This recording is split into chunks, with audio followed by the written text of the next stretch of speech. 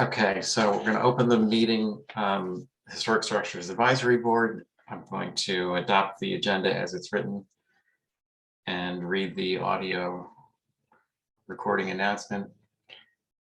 It's 1 o'clock.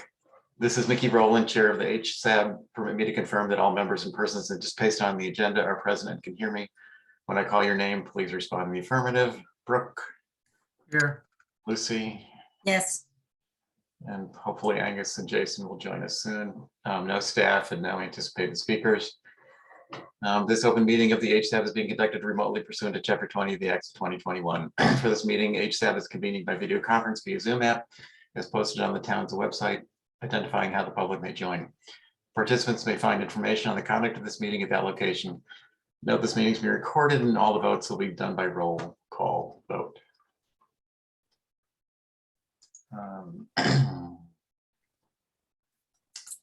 Still not. Oh, here's Angus.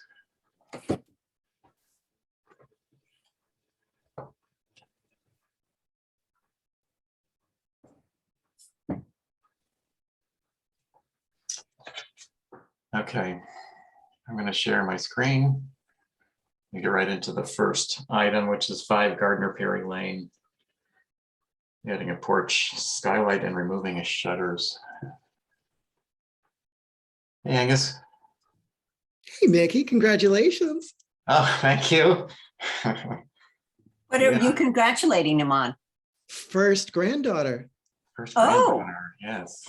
Wow. I know. Girls are better. So far, she's pretty good. Sleeps a lot. See, I told you. Yeah, right. Okay, we got some everybody else in it all. So Jason's joining us too. So I'll wait for a second.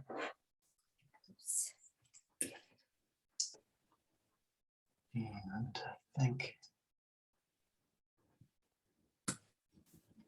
that's Diane. Diane, is that you? Diane Coombs, are you in? I'm here. I'm here. No, Okay. that's Okay, I just want to viewing. relabel you.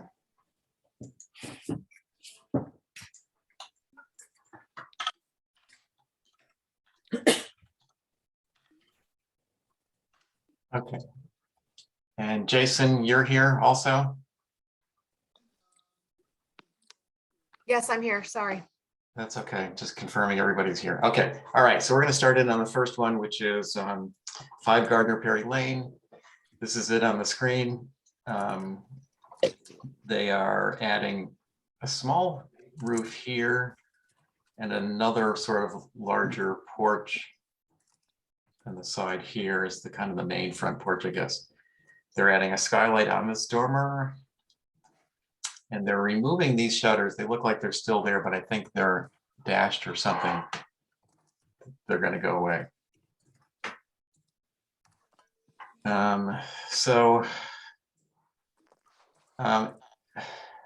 Somebody want to comment on this one? I'm happy to start. Go ahead. I think the porch helps. There's something about this site, and it could just be the elevation, the topography, but everything feels like it's, like a wall. And so I feel like the projections out help to sort of break up that monolithic theme. And so actually both porches, I think, help in that respect. The porch makes the door on the main house feel a little bit pinched to the left. Maybe it could get bigger. Maybe it could get, experiment with a hip or some other kind of roof. But I do think that a porch helps on that facade. That's what I got. Great, thank you. Anybody else? No, I think it's all helpful. Lucy? Well, I agree with Angus. It's the way on the right-hand side, the way the door is lined up with the steps bothers me. On the left of the door? Is it? if the door could be moved over a little bit to the right. Well, the door I suspect is there. We could maybe move the porch post over a little to the left, be my Yeah. guess.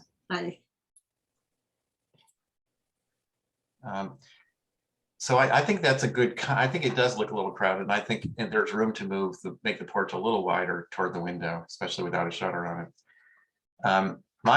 My comment is kind of similar to Agnes's. I think this would look better with a hipped roof. I've never been a fan of like a an open gabled porch. Seems too odd. So I just basically said it looks fairly large as a gabled roof. A shallower pitched hip roof would be a little softer. So does that sound okay? Yeah, Yeah. Okay, good. Next, we have 17 Milk Street. And this is basically painting their front door. And they are saying Nantucket red, which I'm not familiar with as a paint color. Maybe just clothing. salmon color. Is it an actual Benjamin Moore color? It is, and it's in the list of approved colors.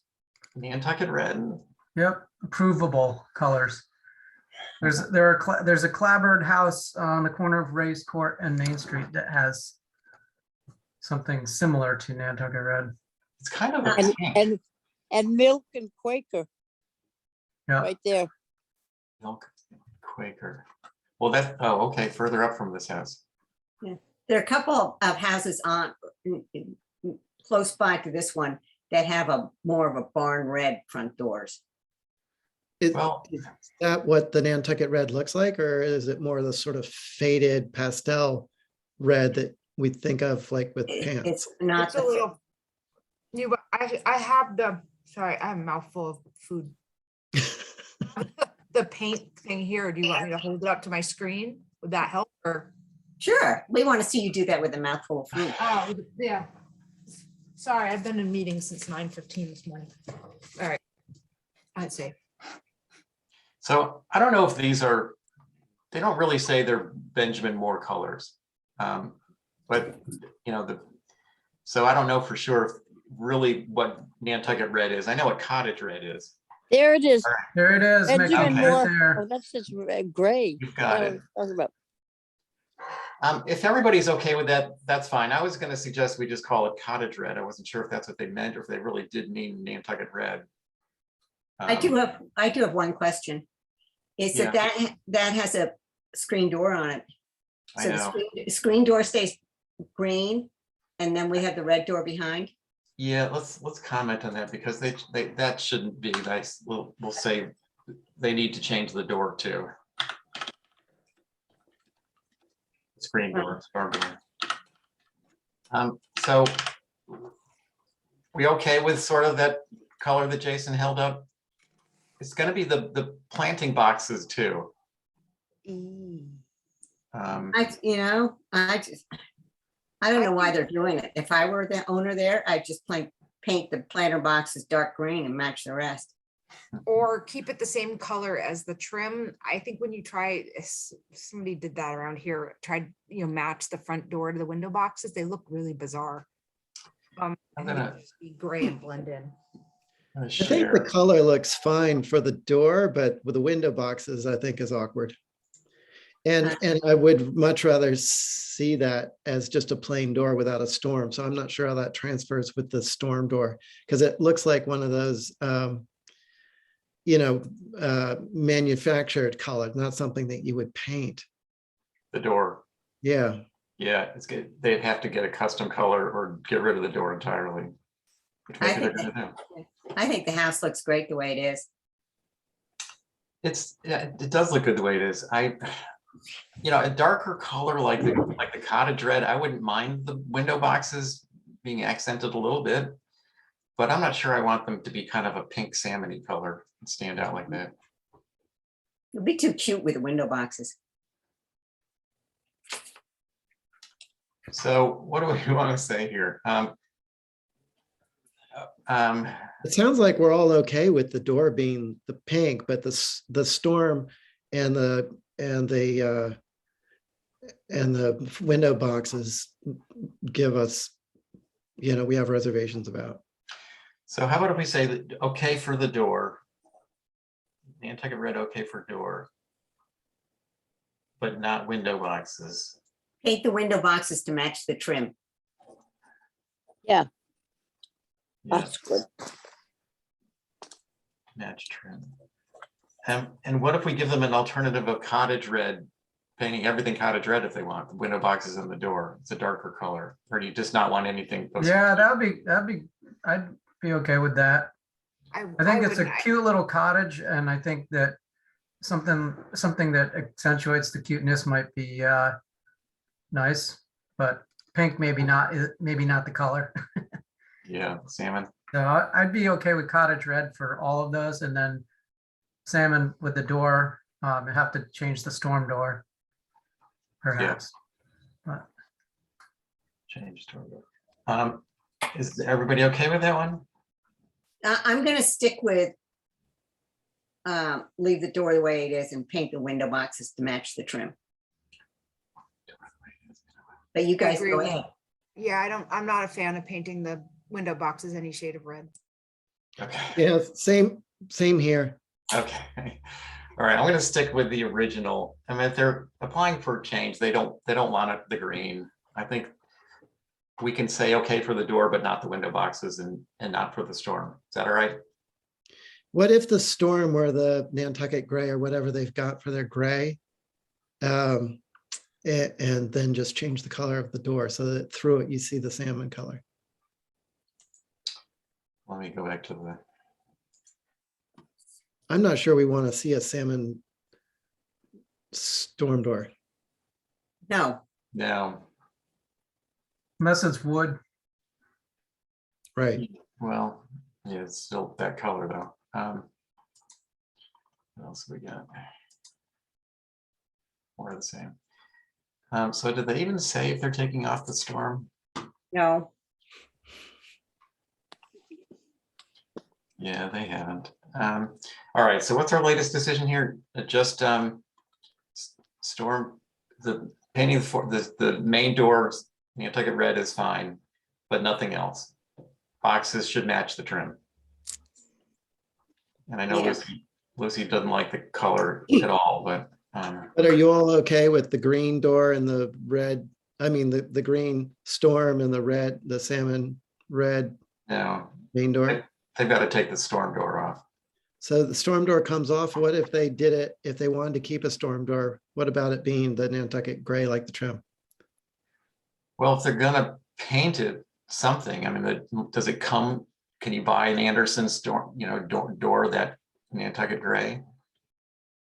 Who knows? Brooke, any idea? I have no idea.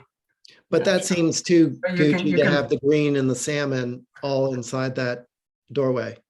You Yeah. can build a mahogany storm and paint it whatever you want. Yeah, let's just say they have to change the storm door color or remove it to that match. storm door to match the front door. Yeah, Is that what you want to say? yeah, or remove it. Yeah, Okay, I think I got that one. All right. 2 Chestnut Street, another color change. You know which building this is? It's the inn. They're working on it now. So here's what they want to paint. my, Go ahead, Lucy. I don't, this is in such a prominent location. We got a lot of colors going here. I suggest that we ask them to do a large section test color. Yeah, some sort of mock-up. Yeah, I mean, let's say they do a 4 foot by 4 foot section so that we can see what it looks like. I mean, there's,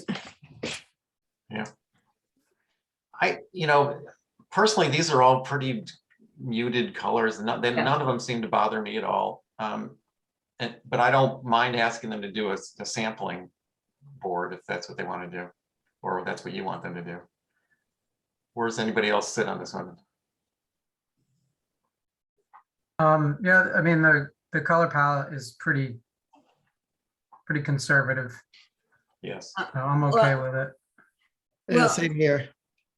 well, my only comment is, Barrel and ball makes great paint, but we're looking at this on a computer, Mhm, Yeah, and that clabbered color, off-white, mhm. I'm just concerned that it may look too fleshy. Because some of those off-white colors, they have too much pink or too much yellow in them, and they get weird. Yeah, Where is the clapboard? this one. No, I mean, Oh, on the building. I don't know, maybe they got permission to put clapboard on the front, wouldn't be surprised. We don't have the drawing, or do we? Yeah, we do. It looks Oh. like, yeah, it looks like the whole front is clapboard. right, that's a lot of that. Yeah. So I Yeah, think- I think the sample of it would be good to see. You're right, that it can be a yellow or a pink. Yeah, I mean, at least 4 foot square or thereabouts so that we can really see it. Okay. That's easy. Okay. Next, 68 Washington. Oh, this is that little sort of beach shack down on Washington Street. I'm gonna recuse myself from it. Okay. Here's what's existing. Here's sort of what they want to do. I don't think they're going to reshingle it, but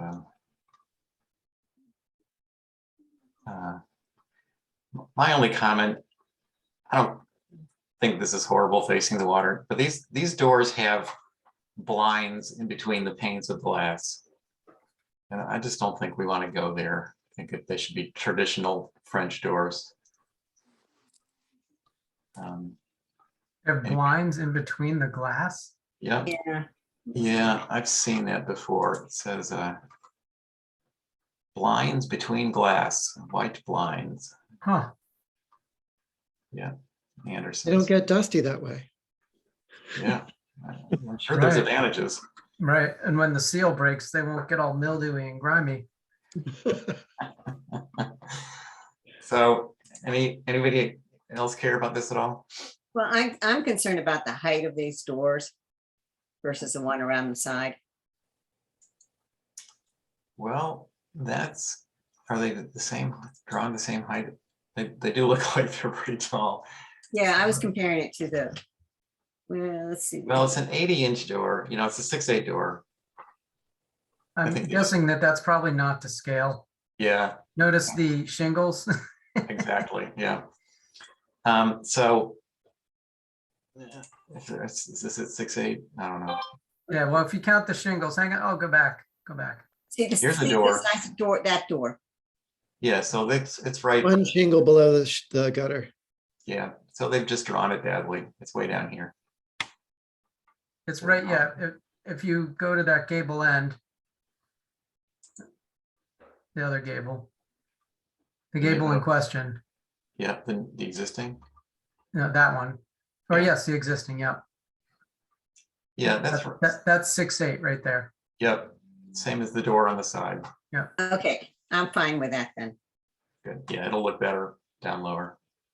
So. Yeah. Okay, I have a question though. Yeah. Since these blinds are part of the door mechanism, we have jurisdiction over them. Mhm. And let's say that those blinds are hot pink. Well, you are saying white, but I'm Okay. saying, I think we should say no blinds between the glass, period. I think we should say not use those windows at all. Yeah, well, that's kind of Okay. what I don't care if they use an Anderson door. Do we care if they use an Anderson door? I It's don't not a like lot. the handle. The handle isn't in keeping with that, with the little cottage. It's a little cottage. Let's try and keep it that way. Yeah, so. Yeah, do we want to comment on the hardware? Well, okay, this faces the water, right? Yeah, So it's visible from a public way yeah, and the beach has traveled pretty well too. and it's traveled. I think that they could, we could just apply the 12 light kick panel parameter Mhm. and it has to be a wood door. It can't be an Anderson because you can see it and it's downtown. I'll go with that. Well, that would meet the guidelines. Can't get glass between there. I mean, blinds between the glass. Yep. All right, so kick panel, wood, TDO. Works for me. Good? Yep.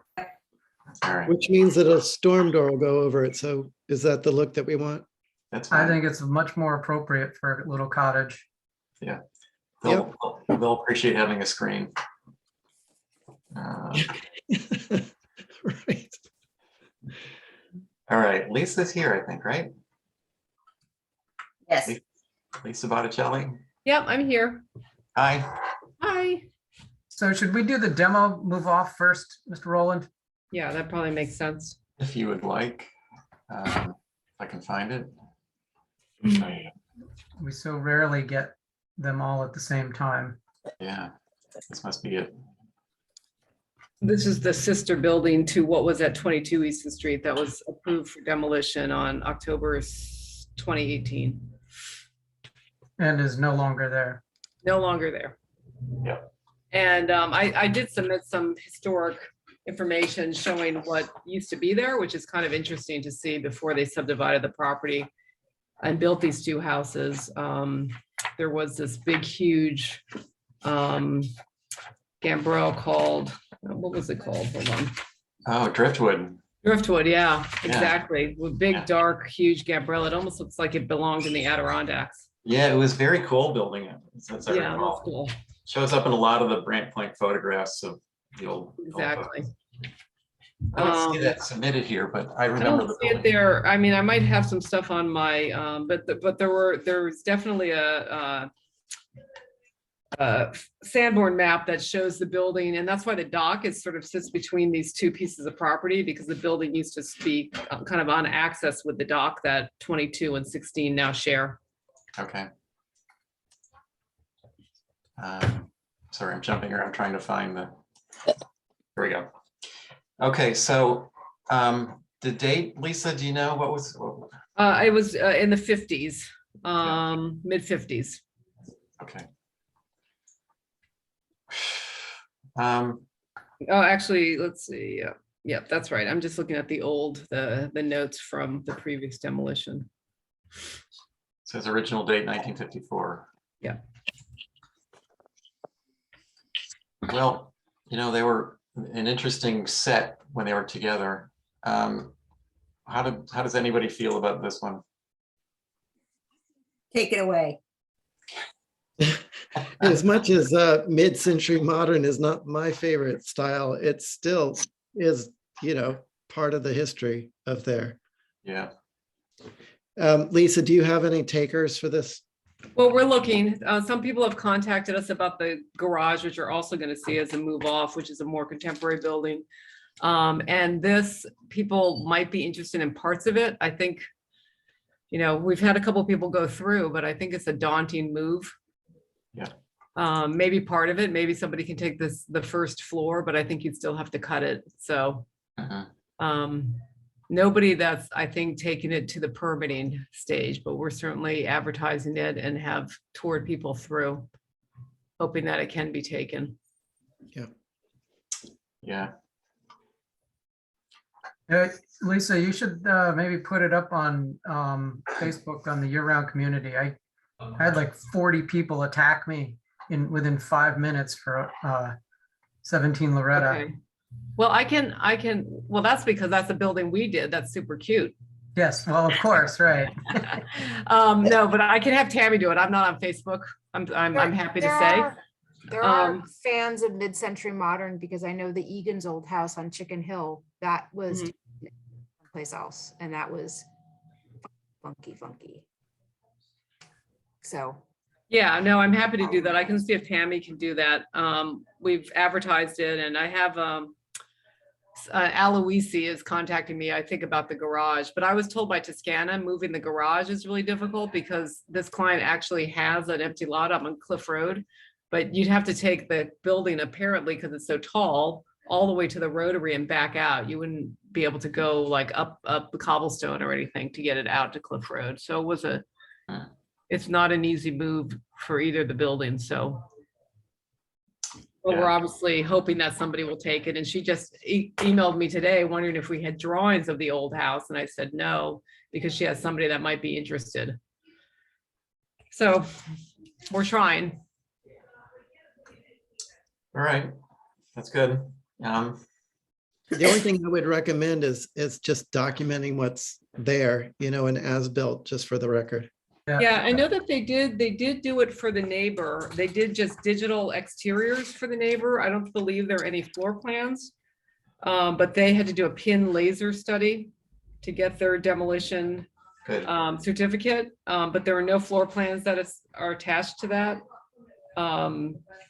So I think I don't know if they're the same buildings, but they look pretty similar. We could either have Pin do another one or do floor plans that accompany the laser 3Ds that they already have. I think There that we would go. be pretty thorough to get, do you guys do some as-built floor plans at least and do the pin scan survey? Yeah, the Pin, they are the opposite. The buildings Yeah. do not face the same way, Right. but that's probably gives you enough of an idea. Well, can't you have another one done of this building? Yeah, I guess, yeah, we certainly can. I don't even know how to do that. Who do I contact for that? There's Linda Williams has been using some company. I think he's a local guy that has the scanner that does that. Okay, yeah, there's a logo on this that says ISTA or I something TA. Yep, that sounds, I'll find out from her. yeah. Or even just floor plans and elevations. They're pretty simple buildings. Yeah, I mean, we could just draw them if that's okay with you guys. We could just do as-bills. Yeah. Scans are really pretty thorough and cool, but I don't really care. Whatever you guys prefer. Okay, so it sounds like we're relatively okay with the demo. Not thrilled, but okay with it. Okay, and we'll figure out, maybe the HTC will have an opinion on how they prefer to have the documentation handled. Yep, that's a good plan. Okay, All right. you want to look at the other demo too, which is the garage guest house? Yes. This, I believe, was built in, hold on, I'm looking for the date here, 94. Pretty new. And then we did some subsequent work on it, no additions, but some interior work at a later date. My only comment about this one, and it's just such a waste. If this Yeah. doesn't get recycled and it's torn down, this is essentially a brand new building, and it just doesn't feel good to completely demo this thing.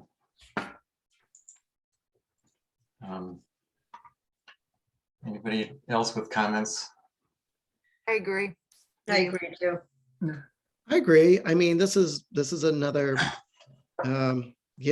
reason why it's so important to have some sort of island storage resource for making use of perfectly good building Yeah, materials, parts.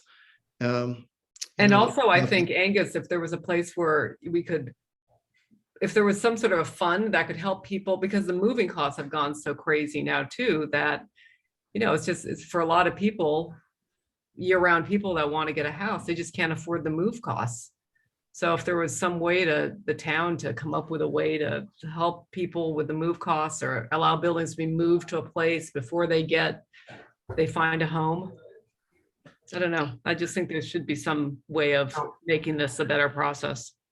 Lisa, why? I mean, obviously you've been thinking about this or have thought about it. Why can't they just keep the building and reuse it on the site? It's not really in the way of the main house. Why I mean, I tear it suppose down? they could, but it's not in the same style as the main house, and they don't like the location, and it doesn't fit with them programmatically. I mean, it's same reason the garage next door wasn't saved. I think people just have different outlooks for what they want to do with their property. Again, they were thinking of maybe moving this someplace else, but they were told that moving it was not feasible. Lisa, when are they, assuming you get approvals, you'd start this in the fall? Yeah, ideally. Is there any way that that could be used as housing for interns for nonprofits? You mean during the summer? Yeah. I don't know. I don't know what her plans are for it this summer, if she's using it. I could certainly ask the question. I have no idea if she has it being used by staff or friends. I mean, she Okay. does use the front house currently for Okay. guests. All right, thank you. So how do we want to leave this one? I'm uncomfortable just saying we're perfectly fine with the demo. It's not that I mind it. It's a new building. It's not a historical issue. It's just Well, yeah, I think you can voice, I would say, Mickey, I would assume everybody has that same moral distress when they see a perfectly good building go to the dump. I mean, we all do. And we hope that somebody will be able to take it, or that there's some solution to saving it. So, I mean, I completely understand. I think it's important to say that it's a new building, and it certainly historically meets the criteria to be demolished, but I can certainly understand you having a moral issue with it. I think that's what I it don't comes think down any to. of us are fine with it being, thrown in the dumpster. I think, even if they have their program, I mean, it's an existing building, it seems like there could be some way of doing a facelift on this so that it fits in sort of the same design theme as the rest of the new buildings, and somehow could fit programmatically into the site with the other buildings. It just is, it's like this lot was bought with the intention of it being cleared, and now, trying to fit a square peg in a round hole, rather than, thinking about how can we make this work with this building. Hello? Yeah, Yeah, I mean, I don't, believe me, I don't think anybody had any idea that the removal of this building would be an issue. It has, in order to, I mean, I haven't even looked at how it would fit into programmatically, but in order to fit in programmatically, the whole roof would have to come off. What we're proposing is a gambrel. It has a very different aesthetic. Even so, it still has, infrastructure and foundation, and a new roof and new walls and new floors, new foundation. I Well, don't they know. would probably likely move it on the building. They would probably get rid of the garage bays. I mean, they would not save the whole building. It would have to become significantly smaller. you could gambrel this building by cutting back the forward rafters and, having a sort of flush dormers, and I've seen that done, actually. I'm not saying it's ideal, but I think where we're going is, I think the five of us are probably just going to be more comfortable saying we would prefer to see this building get repurposed on the site rather than torn down. That's fine. I think that's all we can do. Yeah. They're not Um, building a second structure that's this size. They're building multiple structures, but they're two small ones and then a garage with a studio above. Nothing that incorporates the scale of this building. Yeah. It's just not in their program. So, Okay. board members, we all comfortable with what I just said? Yes. Yep. All right, so we go on to the main house. Okay, so the main house. So now we're looking at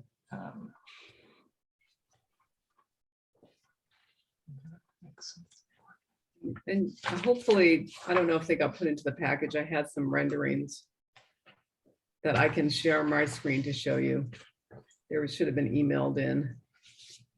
So perspectives. What would you have? I have renderings from the street showing the buildings in place.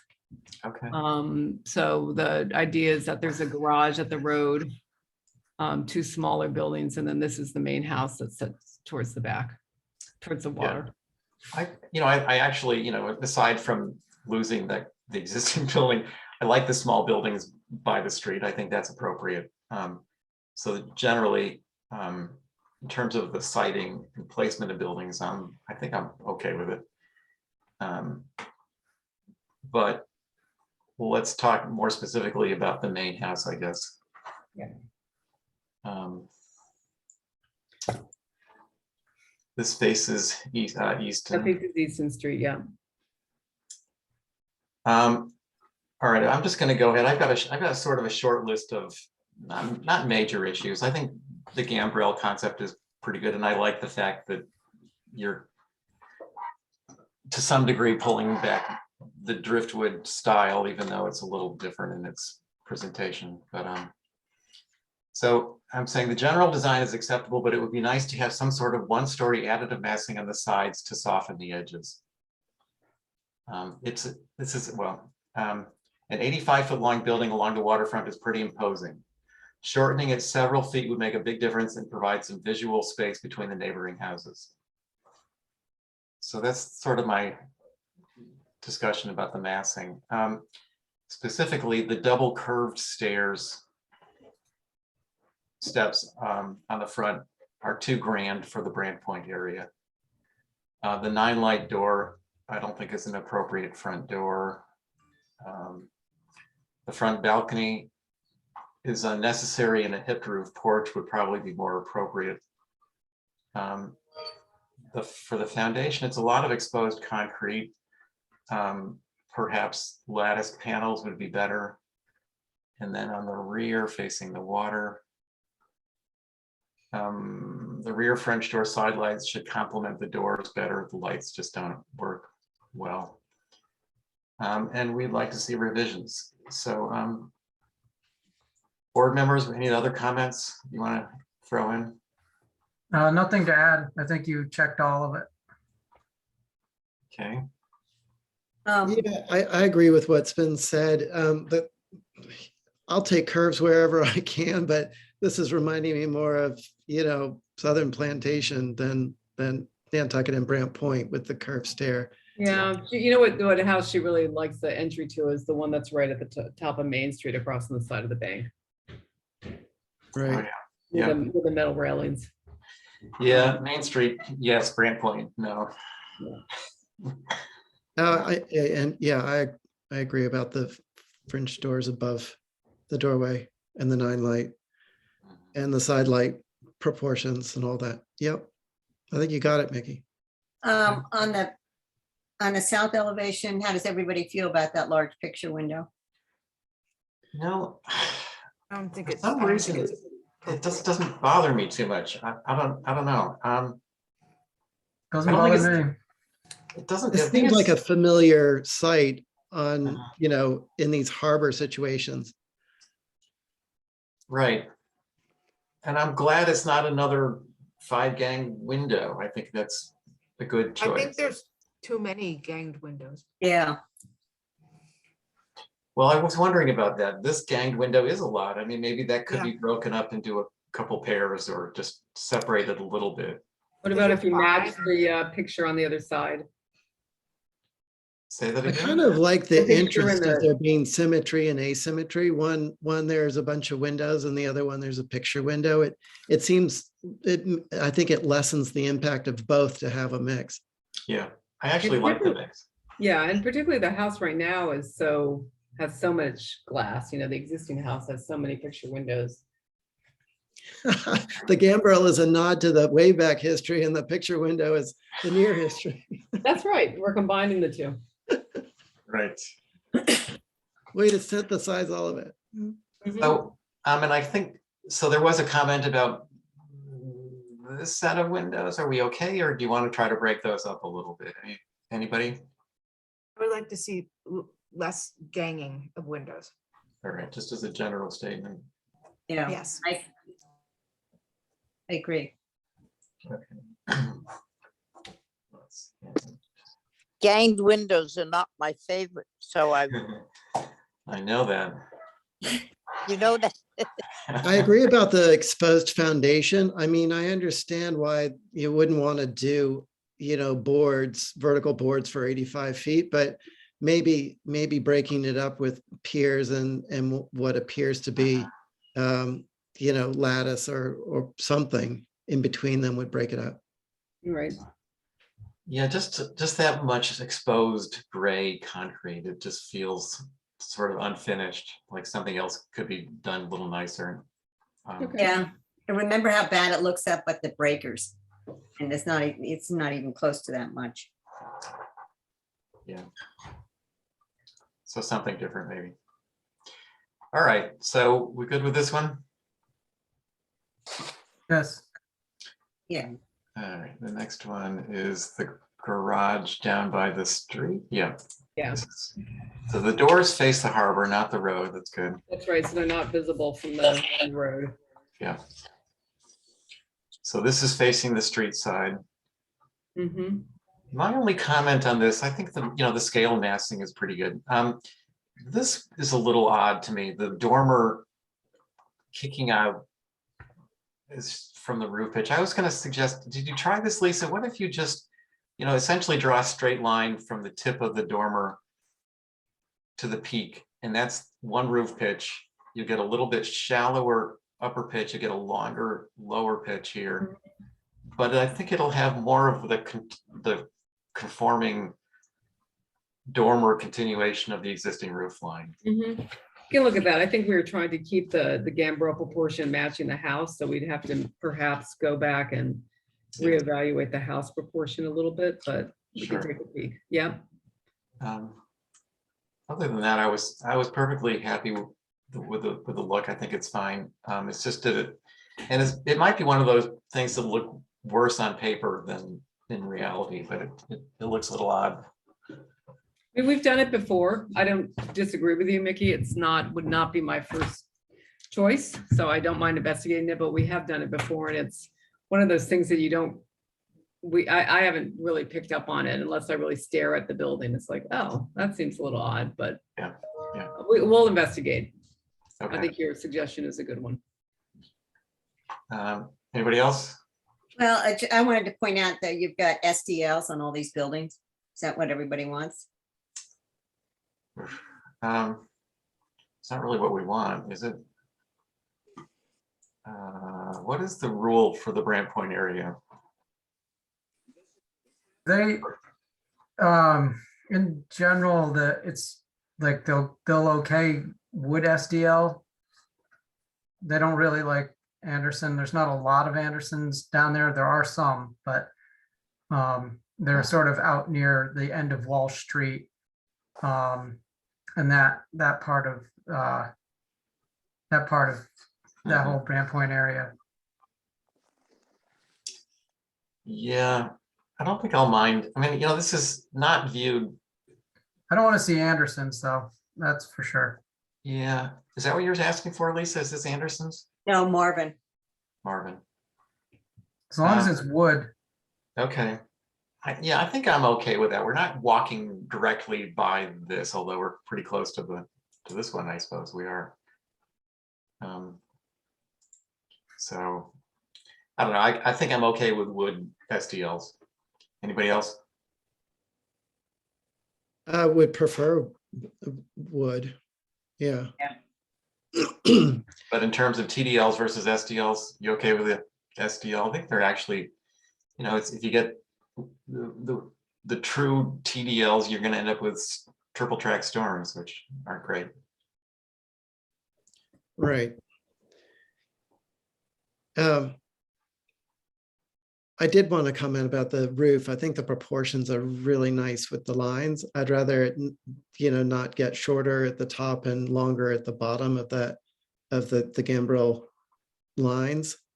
Whether it's dropping the floor a little bit so that the eave can just be a continuation of the upper roof, or tip the whole thing, like do that line, but then tip it so that you end up with the same proportions for the length of run of the rakes. But I agree. I think when you see this from a distance, at least I notice it with gambrels, is that you know, you notice that whether it's a continuation of the roof or it's a break. So here, it's, you know, it's different. It's showing, and this has a pretty short run on the upper rafter section. And it does continue along. So if you did the same thing down here, you might end up with a very similar looking, you know, I guess you're trying to keep the 7 pitch, and somehow it works on the main house. So I You don't can know. also pull the face of the dormer in 6 inches. Mhm. That'll drop the eave line. It'll drop the eave, it'll make the windows shorter. Yep. And well, you know, but it's right now, it's essentially it's a flush dormer. It is, yeah. Yeah. Well, Lisa, could you just experiment with that a little bit and come up with some options, maybe? If you're still there. She's gone. She's gone. Okay. Oh, she's trying to get oops. back in. I got her, let her back Yeah. in. Okay. Lisa, are you back? She should be. My computer died. I apologize. That's okay. I was just sort of going to wrap this up on just by asking if you could just come up with some options for these roof pitches and dormers. Yeah, I will. Absolutely. Great. Thank you. Sorry about that. That's all right. So next are these 2 little buildings, which are, They're basically mirror images of each other. yeah, 2 of them flanking the Yeah, just single story Okay. structures. any comments on these? The foundation, Yep. Yeah. Whatever you do, I imagine you'll match every building with the foundation. I definitely like the piers, somehow showing piers or just something. I agree with Angus about too much board. Yeah. Definitely. Agreed. Yeah. I like the hip because it keeps the eaves low, but it feels too steep of a roof. I would drop it a couple of notches. That's probably a good idea. Okay. Lesser pitch. Okay. What is it now? I'm just trying to see. I can't read the. It says 9. Oh, 9. Okay, maybe we'll look at an 8. Yeah. 8 or 7. Yeah, I mean, the house and the gambrel is 7. Mhm. Okay, everybody okay with this little guy? Mhm. And the other one's pretty much the exact same. Yep. I'm sure the comments will be the same. Yep. Got it. Okay. Okay, and I'll hang out. I know I have 11 Lincoln, but I know you have some people ahead of me, so I'll mute for a little while and hang out and be All back right. on when you get there. We'll see. Thank you. soon. Yep. Okay, Thanks, bye-bye. Lisa. Bye. All right, that's that. And that.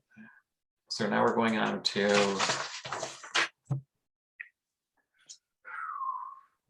Five Surfside. What's this doing here? 5 Surfside. Now I have to find it. Is this it? Hey guys, I'm here for this one. Oh, hi, Tori. Hi. Yeah, this is it. So go ahead, Tori. Tell us what you're doing. So there's a small addition in the back of the main house there. I believe I don't remember exactly, about 150 square feet. And basically it's connecting that 1-story L farthest to the west that is not connected to the main house right now with a hallway to access it from the existing dwelling. It's Oh. got a completely separate entrance right now. Yeah, I see what you're saying right here. Yeah. Yep, Yeah. they are working with the state historical commission. I did just email before the meeting, Holly and Esme, a copy of that form B, I think it's called, that the state puts together.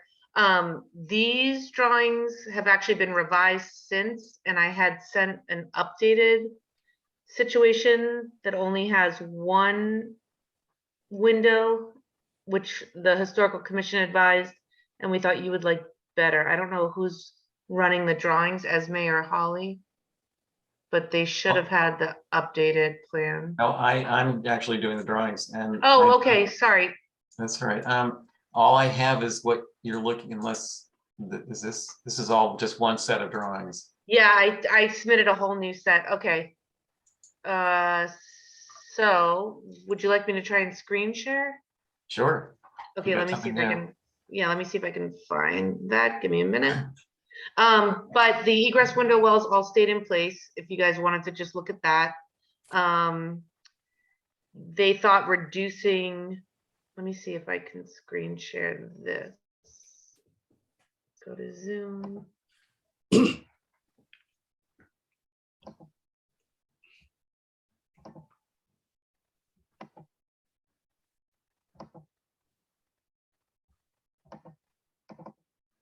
Can you guys see that? Yep. So this is the Form B from the Historical Commission. And then I will also look for the updated drawings right now. Give me 1 second. What's the date of the building, Tori? 1900, it looks like. Holly and I did have a conversation that she thought it might have even gone farther back than that to some farming. But that is what is reported on the survey and the information from the Historic Commission right now. Okay.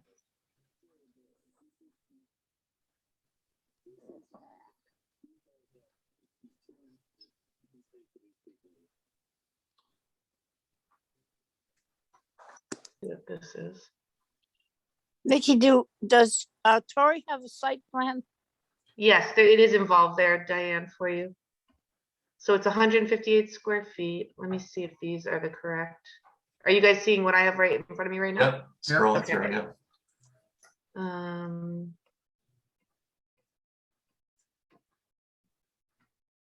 I believe this is the update. So there's the site plan, Diane. Okay, thank you. It's this 150 square feet right here in the middle, in the back. And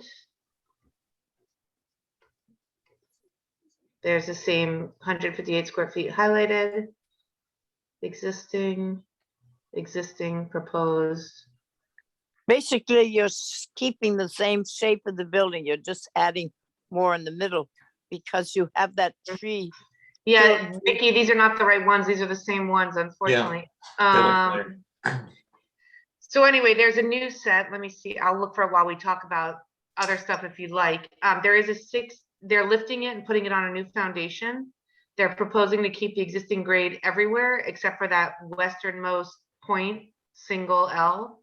And I believe they're adding 6 inches total to the grade there when they set it back down, but everything else will be benchmarked and set down at the exact elevation it currently stands. Okay. Go ahead, Mickey.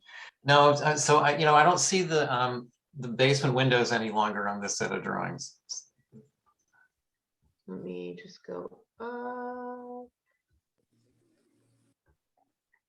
There's one there. There's one, but there's a bunch of them. And that faces Surfside. Yep, that faces Surfside Road, exactly. And then there's the others. Okay, there they are. And that faces Vesper. Yep. Mhm. Tori, what will be done in regards to the safety? Are there grates or fences on these? Yeah, great, excuse me. Okay. And here's, you can see there's existing, I think these are referred to as dry wells or something, wet wells Areaways just to get in? that are existing right now, yeah. Okay.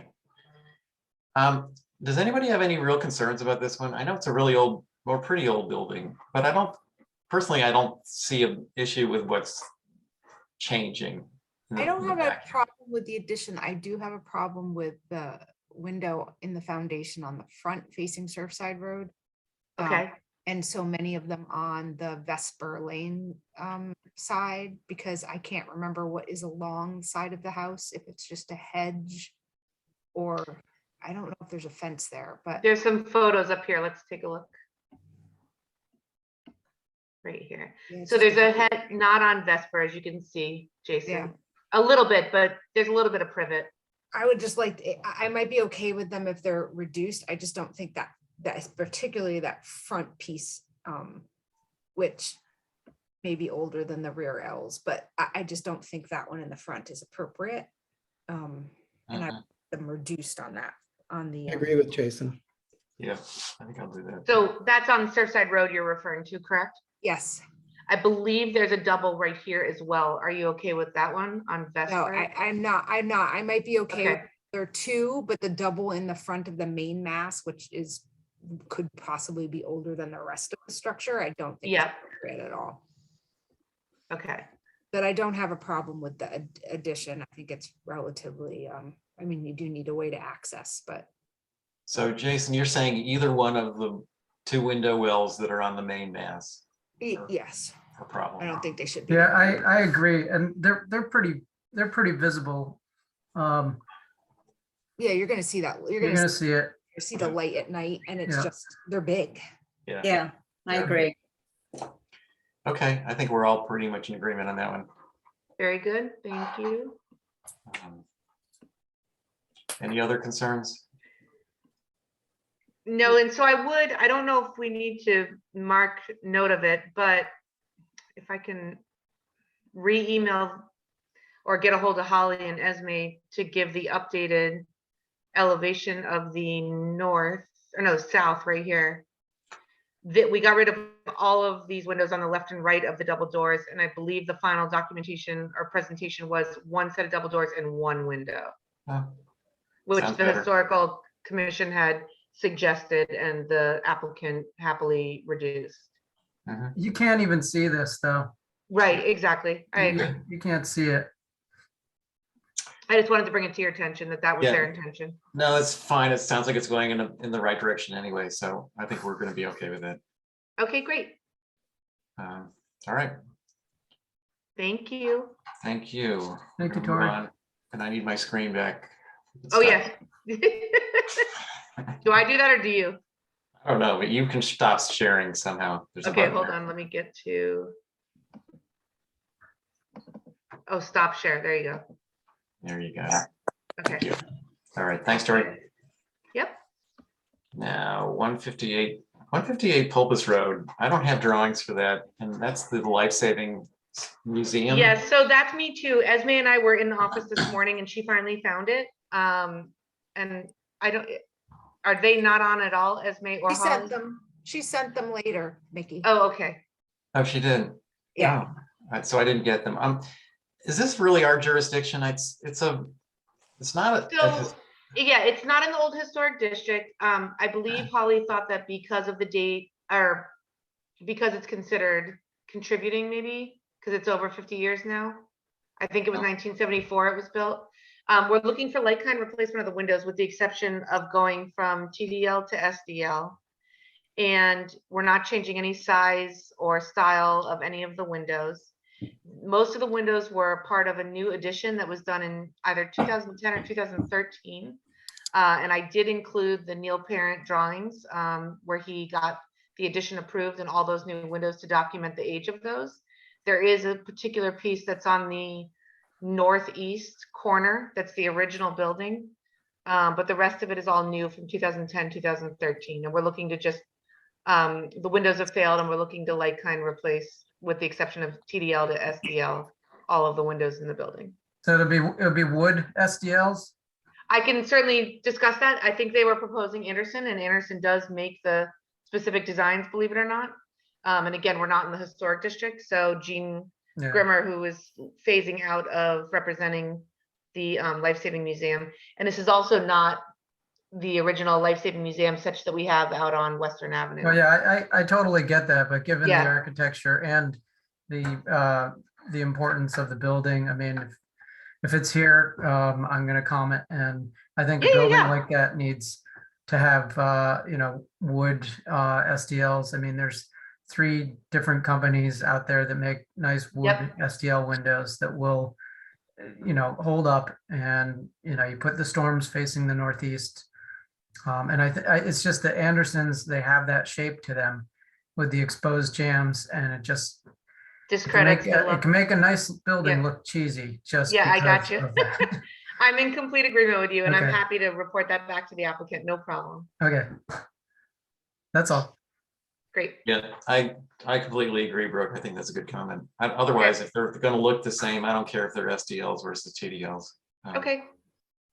Wonderful. Anybody else care? Nope. Anderson thanks you, Brooke. No, they don't. Okay, all right, good. Thanks, Tori. You got it. Down to 126 Main. Share.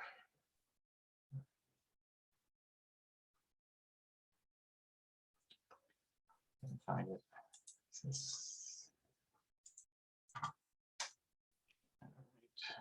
Um,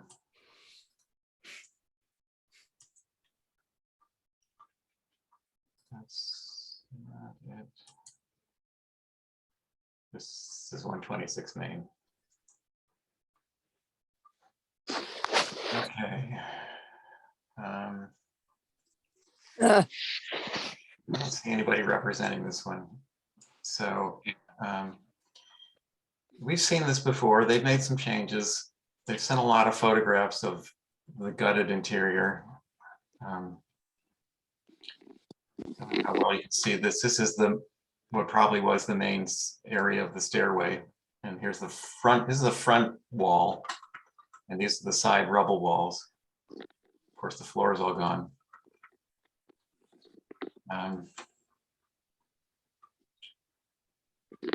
So I think we're not really looking at this at the moment. It's interesting, but we're really looking at the elevations.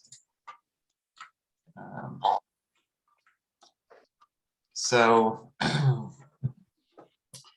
here is what they've changed. We had commented, this is what they said, this facing main, what they presented before, this flush dormer, everybody agreed that wasn't appropriate, and they're sending us this setback upper dormer. They're keeping the roof walk, but they've removed the skirt. They're adding a couple front windows.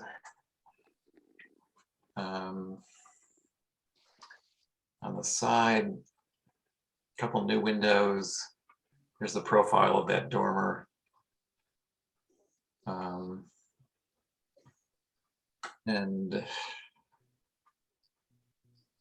I'm not sure how visible the back is. I didn't really look at that very carefully, but they did change the French doors to 12 panels. And then here's the east elevation, a bunch of new windows.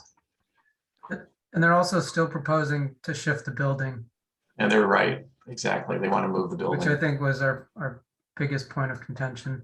Yeah, that was definitely one of them. You're right. You can see they want to move it over. They're well off there. I just don't see a compelling reason to move this building. They subdivided this lot, didn't they? They did, but here's the division line, and there's lots of room. It does look like a narrow drive, but that's all right. That's what it is. Here's and this is the driveway. Yeah, I mean, if they can get a dumpster up there, they can get a car up there. Yep. Exactly. You're right. Good point. And the chimney is already gone, I think. I thought they were going to put the chimney back. It Well, says- they're gutting this building. When you look at the floor plan, you'll see they're going to take everything out of the interior. Here's the What's the age of the building, Mickey? It's very old. This is an old Sherburne building. Why are we allowing them to decimate it? Well, because apparently we can't tell them what to do on the inside. I don't have the application anymore. Must be here somewhere. It's an old building. It's a 1700s building, I believe. Maybe it's mentioned here.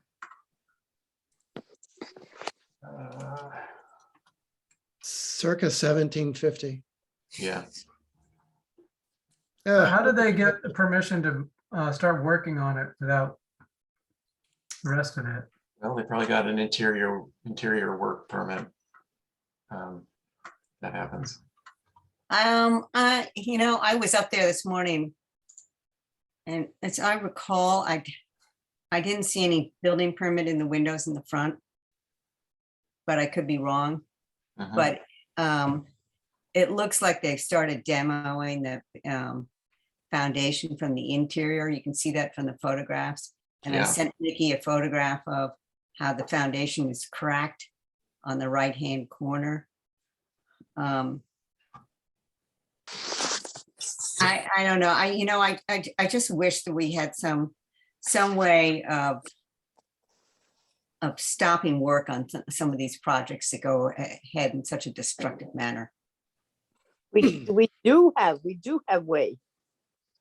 Well, I mean, to find someone $50,000, so they're like, huh, the price of what real estate these days, that's nothing. But if they couldn't do anything for at least a year, they'd think twice. Right. As far as what's being proposed, Yeah. I'm not sure that this is really any better. That dormer on the back gable is it just dominates that roof. If it were, a single window that was 3 lights high or something, but I almost feel like if you want a window back there, it's almost, even though it's higher, the existing gable that has a full second story and a window in it seems more appropriate than either of these two proposals of the flush dormer or the dormer that just comes across that whole roof. Yeah. Are they replacing all the windows? Do we have a window? Hopefully not. They're not clouded, so I don't know if we have a window schedule. What does that note say on that? Which one, Dan? No. That points to the windows on the facade. All right. It- All that's- north elements, I mean, TDL. it implies that they're replacing. I think you're Yeah, right. it does. They didn't cloud them, but I think you're right. You're right. Yeah. In fact, the clouds are just to do with the latest changes. So Yeah, that has those windows are, at least from outside, are fairly old, and I don't agree with blowing all these holes into the sides of the house, and adding all these windows where windows were never meant to be when the house was built. I mean, this is just a complete, So I'm sorry, Jason, are you finished? yeah, I cut you off, so I'm sorry. The clouds around things, does that mean that the things that aren't clouded that are noted for change have already been approved? no, I don't think so. I think I think the clouds represent the changes from the last submission to this submission. Okay, because there definitely needs to be a window survey, and if these are old, they need to be restored and not replaced. Yes, definitely. Well, it looks like they're even replacing the front door. It says lowered first floor by 1'6", lowered first floor windows and front door, lowered front steps. Wow. So they're changing the whole house. I mean, Do this we house have had- any, Sorry, Diane. photographs of the building? Not in this application. We don't have any, well, except for the interior photographs. Well, Linda's big on interior photographs. Yes. I was more interested in what that facade looks like now. Well, built- let me see if I can do a drive. 1700, we should have some respect to keeping it. Yeah, I mean, except for like that porch, and then they changed some of the additions on the back. There's at least, I saw at least one historic photo of it. The house in the front has really not changed that much. Good. But and until they come out, these people. Yeah.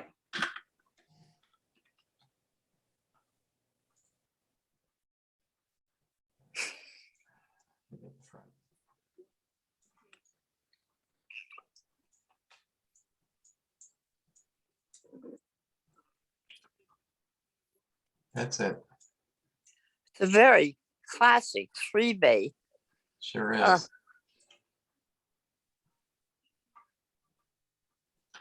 Those hedges to the right are all gone now. Yeah, they ripped up the whole yard. Yeah, I mean, the windows, you know, they don't look apparently rotted or in bad shape by any means.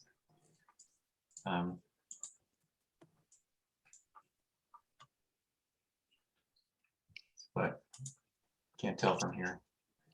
I think the application is very misleading, the drawings. Yeah, not a surprise. I do too. If any, It's not It- telling the whole picture.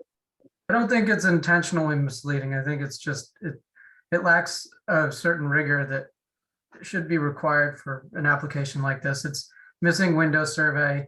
There is no surveyor's height, showing what the actual height is off of the elevation. There's no topo. There's just a lot of things that are missing that need to be there. And again, I don't think this was deliberate. I think it's just the level of presentation just needs to come up a bit. Yeah. I'll agree It's with sort of like Beaver Street, that house that, that those drawings were pretty average. Yeah, I the mean, these first are one. great drawings, but it was just, they didn't have the kind of information that we need. Yeah. So I'm agreeing with Angus on this dormer. I'm just going to read a few other comments that I made about this. The additional photos still seem to show a usable front foundation. Keeping the existing rubble and brick along Main Street is important in keeping the character of this very old building. Moving the building is unnecessary and should not be allowed. The proposed dormer facing Main Street is in an unnaturally high position, placing the windows out of alignment with the other second floor windows. The dormer should be eliminated. The roof walk should not be allowed as one never existed on this house before. The chimney is too tall. West elevation front window. Where's west? This is west. I'm talking about this window right here. West elevation front window is out of balance and should be eliminated. The new middle window should align with the window below. That's this window here. For some reason, it's in a weird spot. And the wide full width steps should be narrower. This is, I didn't notice this at first, but this is a fully stepped down deck there. And we'd like to see revisions. I don't know what to say, but I thought of what else could you do about this dormer to get light into the front part of this room, and I don't know. I don't have a good solution, but it's not really our problem. I just think that what they're proposing still is not appropriate. Just doesn't work. Well, it's also facing north. I mean, a dormer facing south on the back side, brings in plenty of light. Yeah. So I'm just hoping that the HTC will ask him to try something different. And the chimney should remain. I mean, that's, again, it's a character defining element of this house from Sherburne. Yeah, I said that last time, and maybe I'll just reiterate that chimney should remain in place. It's a central chimney. It should remain a central chimney, not tucked over to the side. Every week we lose a chimney, Yeah. at least one. the chimney is very important. It gives the character and the age to the house, I think. Yeah. Well, I think everybody here would prefer to see the whole fireplace mass remain in place too, but they're proposing to completely eliminate that, move the stairway over, everything's gone. So any other comments about the exterior at least?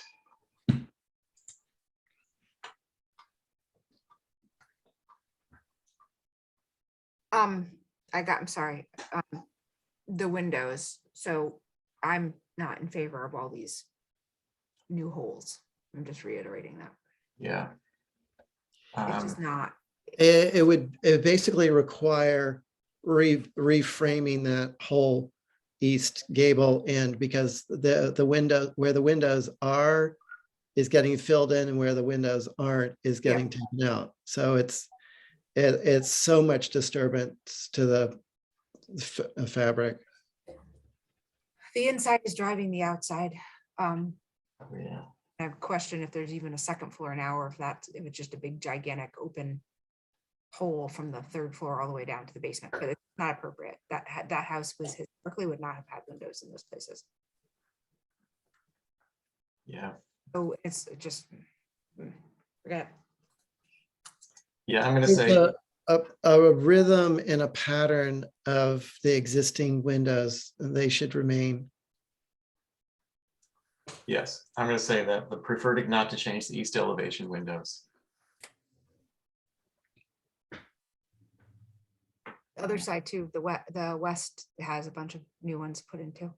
Yeah. That's the back. It's the east. Where's the button?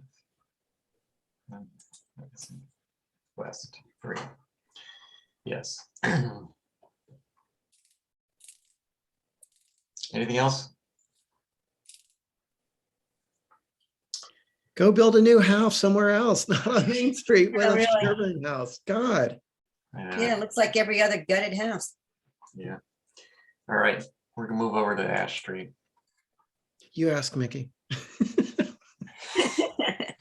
Yep, I did, you're right. Okay, I have to recuse myself from this one, being a Okay. land council next door. Okay. This was Chuck Lenhart was here last time, and they did make some changes that we suggested. They changed it to the hip roof, which was one of the options last time. They've redone these windows so that they're now 9/9s, which it seems like the old house really was 9/9s. And the front were probably changed to 6/6s. So here's the side. Any concerns about this particular side of the building, the way it's proposed at the moment? Yeah, we're losing the whole side of the building. Yes. It's the historic part of the house not knowing what the L is. I mean, the house had all these double parlors in the front. I have an issue with that. I also have an issue with the other side where all those little tiny windows are popped into that L, as opposed to 2 funky little windows that are probably fairly old. I was looking at the floor plan. What were you commenting about, Jason? Both the side that you just showed us with that addition and then the opposite side towards the rear. There, Mhm. little windows that are popped into, I mean, what is the age? I mean, there's a whole bunch of stuff going on with what, I just don't know what the age is of that L. Well, I guess you're right. I don't either.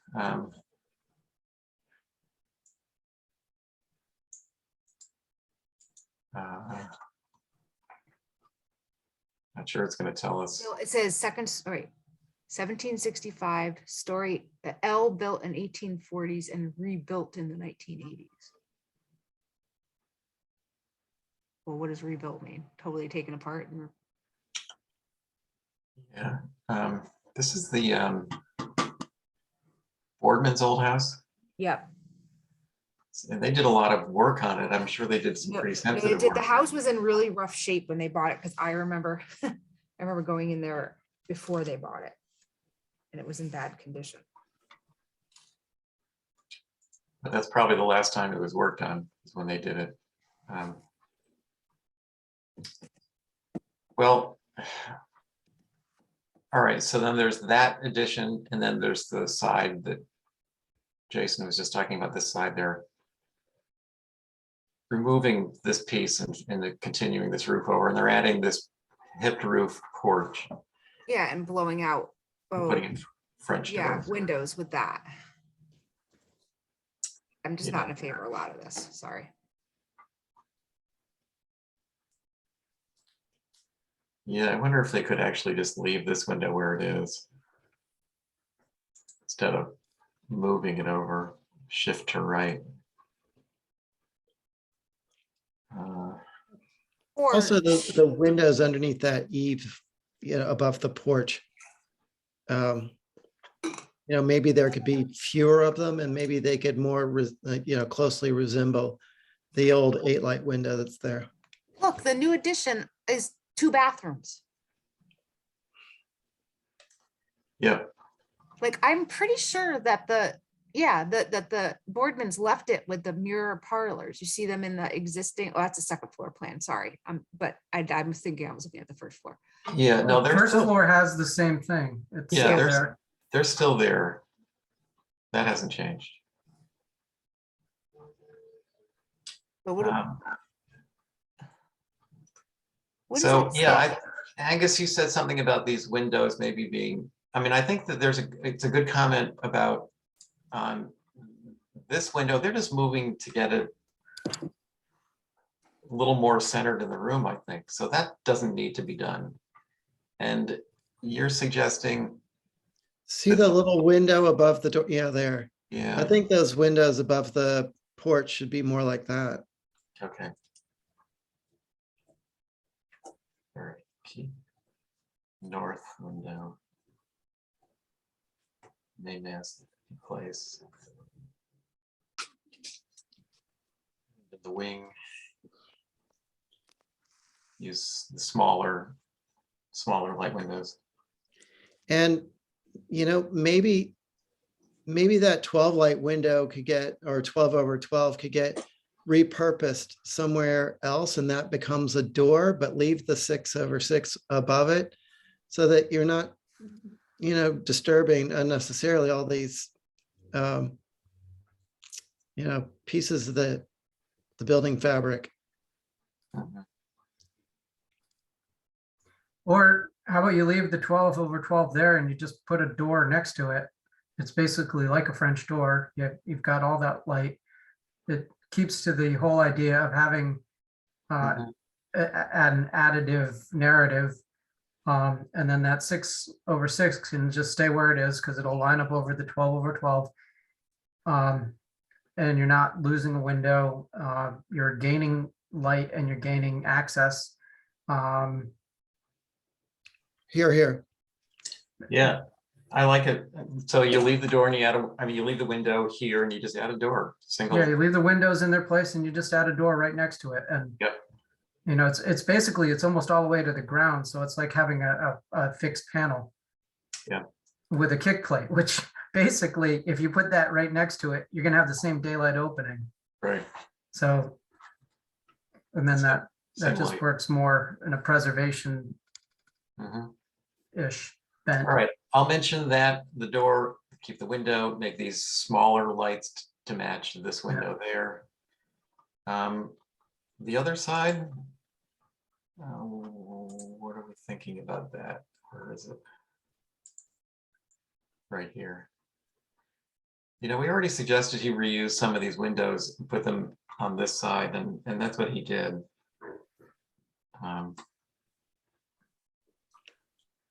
Yeah, I think this works with an additive narrative. I mean, it's what might have happened, maybe not. Well, maybe in the mid 1800s or even the 1900s. Yeah. I think and they're not losing a ton of fabric on the inside of that exterior wall. So I tend to agree. I think that's, Well, what if it was pulled back further? Because it's right smack in the middle of the wall.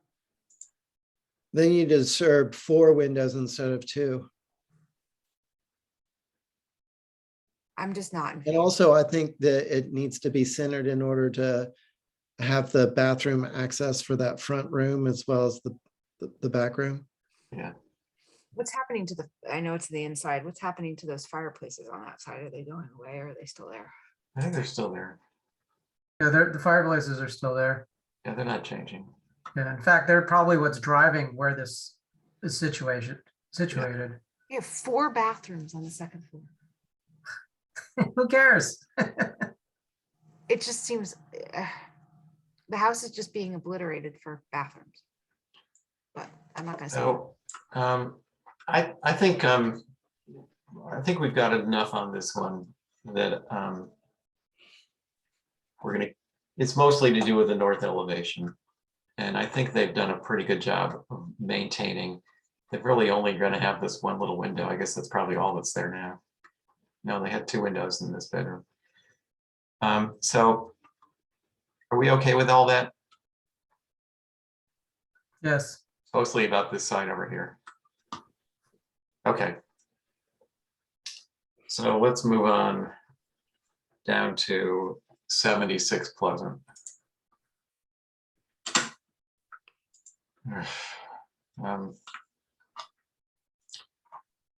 This is all right. I'm going to read mine and you can add to it. If you all, all know this building, what's going on here? I don't know that we've seen this before, but this is the second pass at the HTC.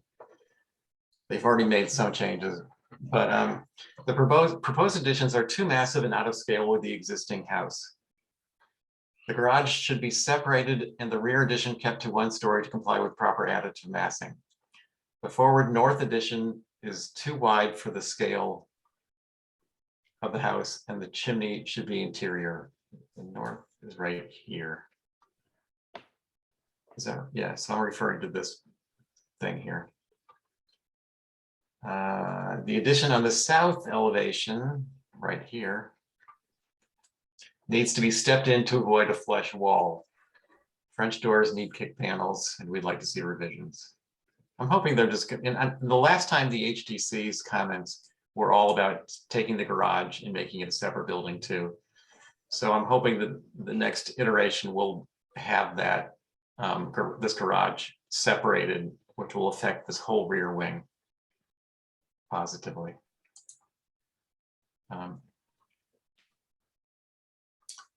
Any other thoughts on this one? I agree with what's been said. Yeah, we could get into a lot more detail, but if they really, hopefully are going to change significantly, we can deal with it then. What's going on with the chimney on the main? Just out of curiosity. I think it said something about rebuilding a fake chimney. Yeah, rebuild fake chimney with matching brick. They actually go again. literally said fake. I think they Hey, at call it least he's that being word. honest. Everything on it. What's going on with the front door? Yeah, I can, hey guys, it's Tori. Oh. Your eyes traveling back from Slovakia today. And I helped him submit this. I can just make a couple comments. Sure. He's trying to keep the front door exactly as is, and keep the front original structure intact 100%. Does that mean he's keeping the doors and windows or replacing them to match? Keeping them. Okay, Yep. If they Good. need to be refurbished, they'll be refurbished, but keeping them in general. okay. Does say replace though. It says. What was that, Jason? Sorry. It does say replace, you're right. It says replace existing front windows with same size TDLs.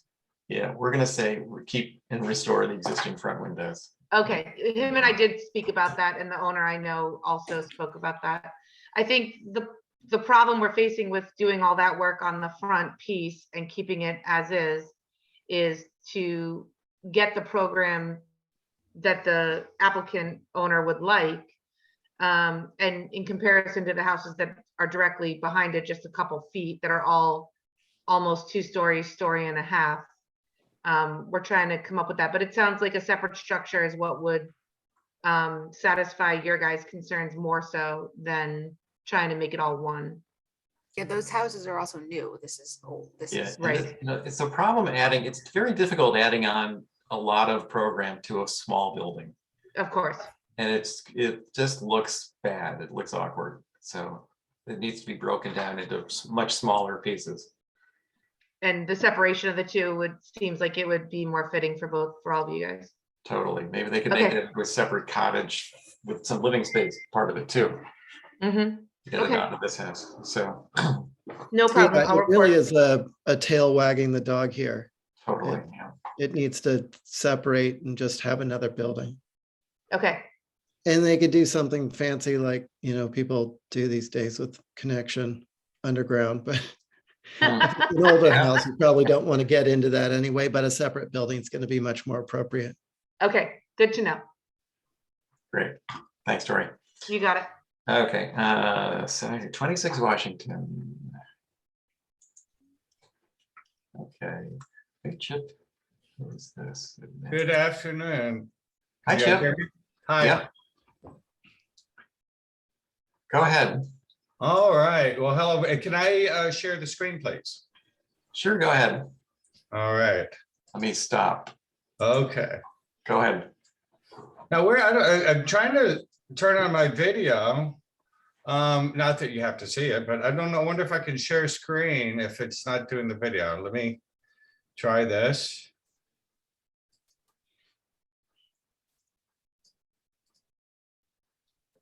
Did this come up okay? It Yep. does. Yep, does now. All right, so this is at 26 Washington. You've seen this a couple of rounds. These are proposed revisions to an existing approval.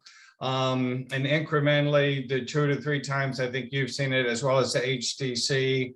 Incrementally, we have removed proposed changes from the existing approval. And we are down to 2 simple requests. Specifically looking at the west elevation, our previous submission was proposing to lower the roof pitch a little bit, and we had this engaged dormer. We have restored it to the roof pitch of the existing approval, as well as removing the flush dormer and changing it to the approved transom windows. So on the west side, which is the east side, I'm sorry, the street side, we are now proposing no revisions from existing approval. Exact same thing on the water side, which is the east side. So on those 2, no requested revisions. On the south side, the existing approval, which is right here, has a 2nd floor cantilevered walkout balcony with a single window and flanking, a single door and flanking windows. We're proposing to remove that completely and replace that with 3 windows and also your window change configuration on the 1st floor. So essentially a fenestration rearrangement and removal of that 2nd floor balcony. And then on the north side, the existing approval has this configuration. We're proposing to add a walkout deck on the 1st floor with deck above, which is a more traditional configuration instead of that. And then proposing changing the 3 single windows on the 1st floor here to 2 pairs of windows. I might also point out that this side faces, I'm going to go to the site plan. Oh, sorry. Oh, I see, it's right here. We'll blow this up. This is the site. This is the footprint, and you can see that this is showing that proposed deck here, which faces into, this is Harbor View condominiums, whatever, into that. So you wouldn't even see that from the street, and you'd see it obliquely from the water. It also ties in to what is happening on all of those buildings. So we feel that hopefully is approvable. So again, the requested revisions are on the south and north sides in that middle section. So I turn it over to you guys for comments. Thank you. Thanks, Chip. Hey, Chip, when is that approval? What date was the last approval on this? The approval, I don't know exactly when it happened, but it was one of those approvals that got caught in the COVID extension. So I do know that it's good through August of this year. So however that worked, if we do the math, it's been a few years. I mean, it would have come up for its 3-year period, except for the extension with the COVID extension on approvals. Yeah. So it's been 2 or 3 years, probably closer to 3 years. Okay, thanks. Yeah.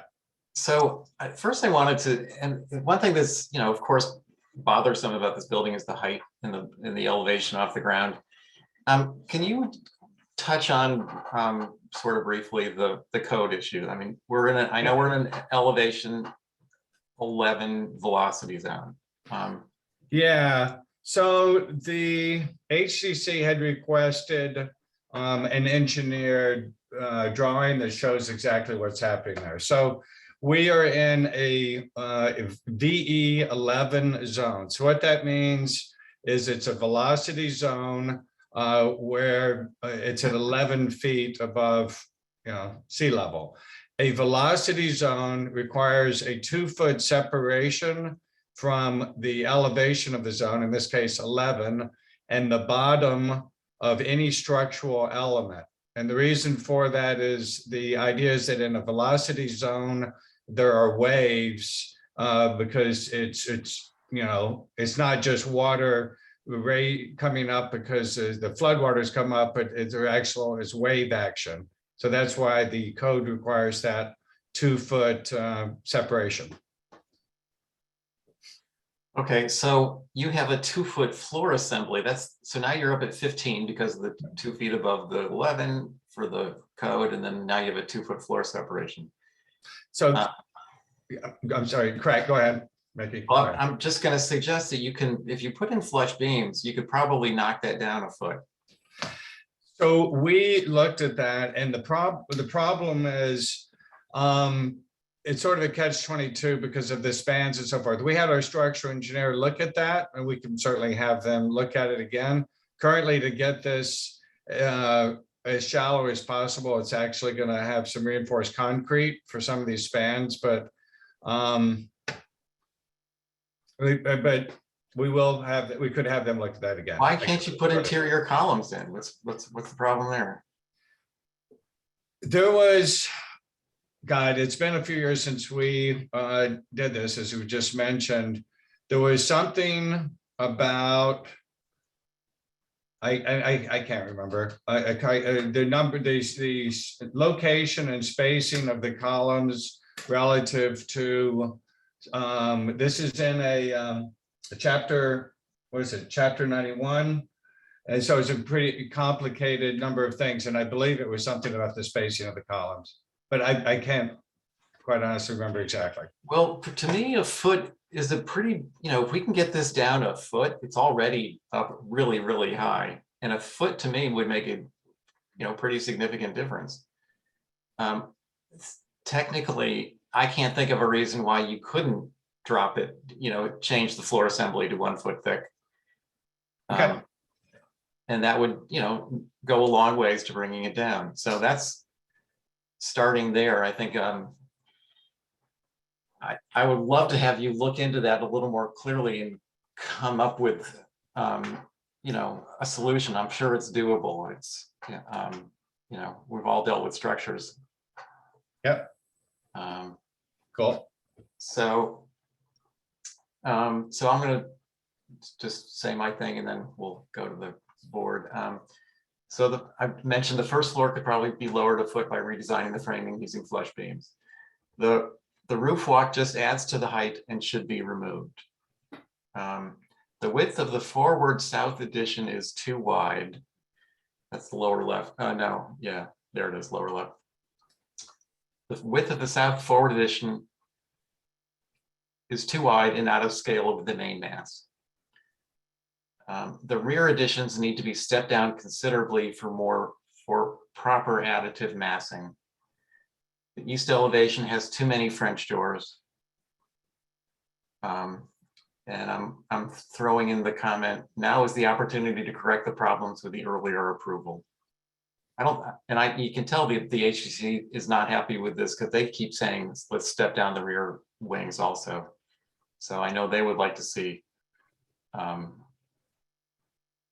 building have better additive massing. Mickey, quick question.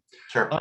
Specific to the balcony, requested balcony changes, do you have issue or concerns on the balconies? Personally, I like losing the balcony where you're showing here on the south, because that's the more visible side, and adding it on the north.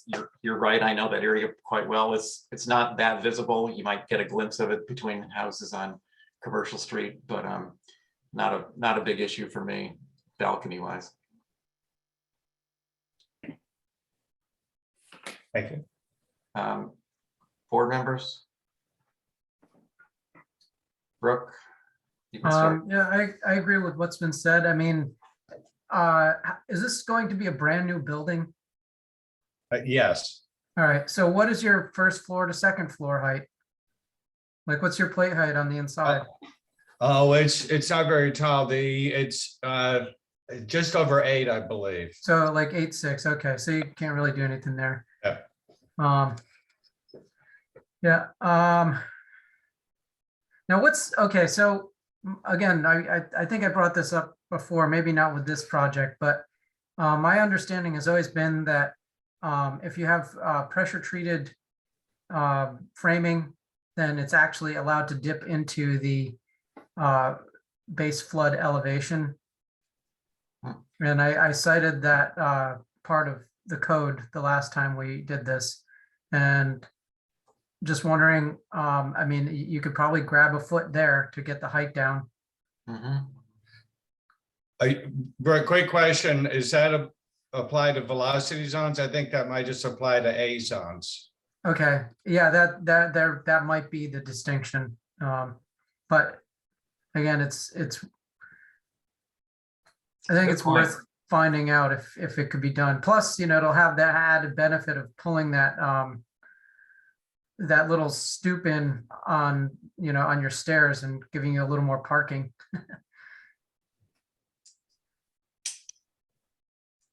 Okay, thank you. That's it. Chip, I take it there's an interior, like there's another stair inside this foundation and another doorway out of the round out somewhere. Is there a door that we're not seeing? So in this area here, yeah, we're not seeing it because it was going to be made out of the board, so it was closed, it would disappear. Okay, but there is a door there. Right, yeah. Let me just say. It would be about right here. Yeah, you ought to show that. Okay. I know you're trying to make it disappear, but you're gonna see something. Anybody else? Angus? I agree with what's been said. My concern is that it feels more commercial just because of the overall block, even though there's a push in and out of volumes. Just with the consistency of the windows and the plate heights, it reads as one big chunk. And I think more traditional additive massing pattern would work, because when you look at the south elevation, it's hard to really determine what is the primary mass. Is it the part with the roof walk? Is it the wide part to the left? Is it the high part to the right that faces the water? It's there. It feels like there are a number of dominating aspects, and I think it would be helpful to have a clear hierarchy here. Good. A quick question. Also, the same question is any feedback on the proposed balcony change? Does that seem reasonable? Just as an individual element? Preferable. Yeah. Yeah. Thank you. Lucy No, I agree with what's been said. and Jason? I agree as well. Okay. I think we've said it a number of times already. Okay. So, yeah, I think we're done with some Thank you, Chip. All right, thank you, everyone. Sure. All right, on to 30, no, yeah, 34 Easton. Is it me again? Jefferson? No, are we, No. I think, yeah, 34 Easton, that might be me again. that'll be you again, and I didn't pull that one up, so I didn't review that one. I'm gonna have to find it unless. I can you have it, share- I can share the screen if you'd like. Okay. Yeah, go ahead, Chip. I Okay. missed that one somehow. Yeah, we Yeah. didn't get it. Yeah, it wasn't in the, That's Thanks. probably why I missed it. Okay. All right, I will share the screen. And let me know if that came up okay. Yep. We're seeing 26 Washington now. You're seeing 26 Washington. Oh. I'm seeing 34 Easton. Me too. Oh, I okay. got 34 Easton. Where am I looking at? How come I'm not Well, seeing? maybe you're looking at your PDF that you open, Becky. I must be looking at my own screen. Okay, I got it.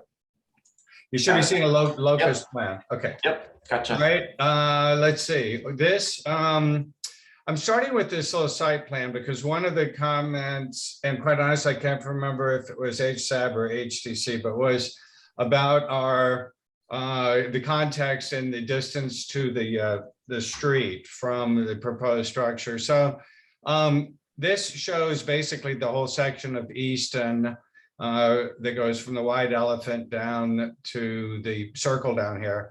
And you can see that virtually all of them have structures right from the street. The existing structure on this lot is almost at the street. Some of them go right up to the property line and so forth. There is one at 36 that is setback, but that's sort of the typical configuration there. And then again, on the water side, everything is almost in a straight line. So we, I wanted to just kind of point that out. And then we have a whole lot of photos, which we can come back to if we'd like, historic photos. This is showing photos of the same thing I was just illustrating, that the closeness of other structures, there's 28 Easton to the street, 30 Easton, essentially right on the street. 30, this is the immediately abutting one at 32, and it's kind of almost, it's on the property line. And then on the other side, you can see starting with 40 Easton and marching down, they're all right there on the street. 42. And then, so this illustration is showing our proposed footprint. And you can, hopefully this comes through. You can see underneath there, you should be able to see a gray underneath that, that's the existing structure. So we on the water side are further from the water, the proposed location from any of the structures. And then on the street side, we are further from the street than any of them except the one at 36. We are limited. Part of the reason that we are further from the water is that of the 50-foot setback for Concom. So we're as close to the water as we can go. These others that are pre-existing are obviously closer than the 50. So we're as tight that way as we can get. And we do have more space in the front than the majority of houses in the area. So it's kind of wanted to point that out. So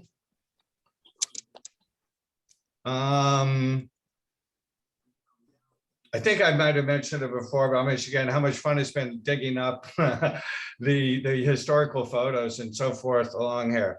And this is one of the best images I could find. It's from 1905, and it shows what was there then. Interestingly, all of the houses are pretty high up because back in the day, people were more conscious about water and flooding than I think a lot of people were since then. Virtually all of the houses are centered on the lots and are pretty wide, to each other. This is what was at 34. It no longer exists, but some of these other structures still remain substantially in the same fashion. You could also see on all four of these structures, the water side was a deck that went the full width of the house.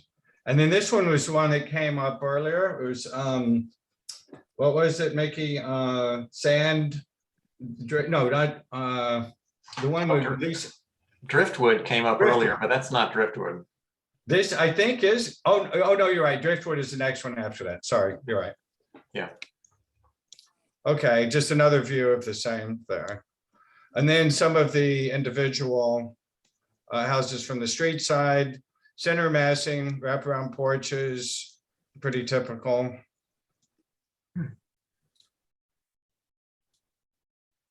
Okay, so now we get to our current proposed design. So on the street side, I think the street side is definitely is there. We've drawn directly from all of the historical reference.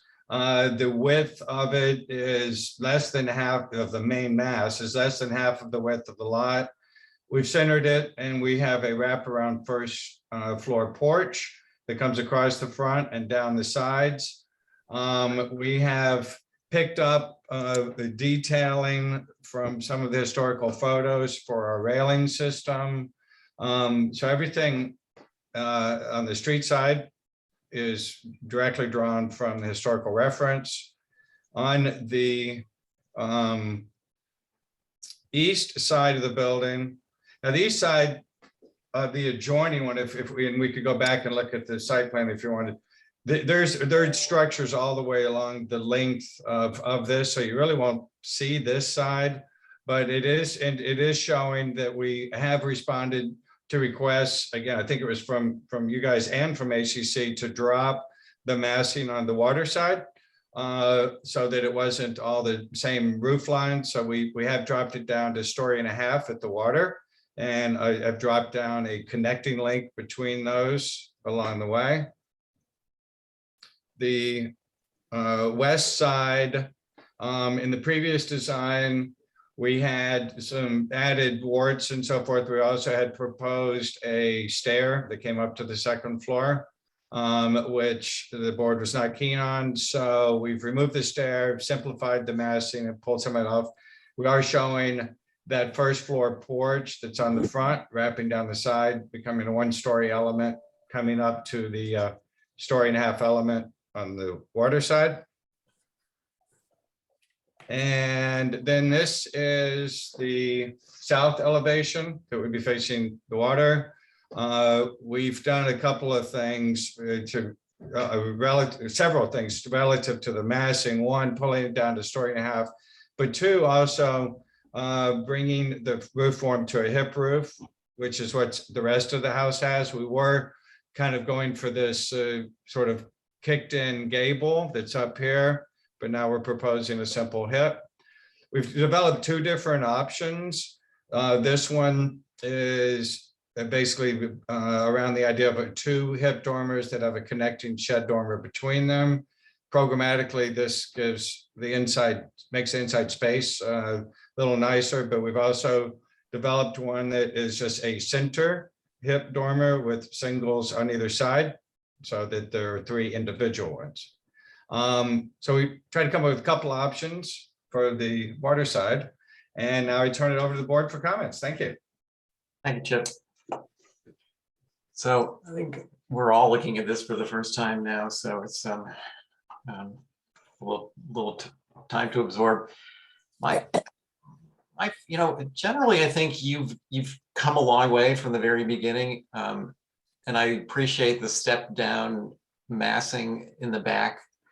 I still have an issue with that big long wall. It basically goes edge to edge. I mean, I think the shapes are okay. I just wish it wasn't one long continuous wall. If there was some relief to it, it would, because that, also when you look at like the west, you can see that the 2 main building blocks there are probably the exact same width. And except for the fact that one is lower, they're kind of the same scale.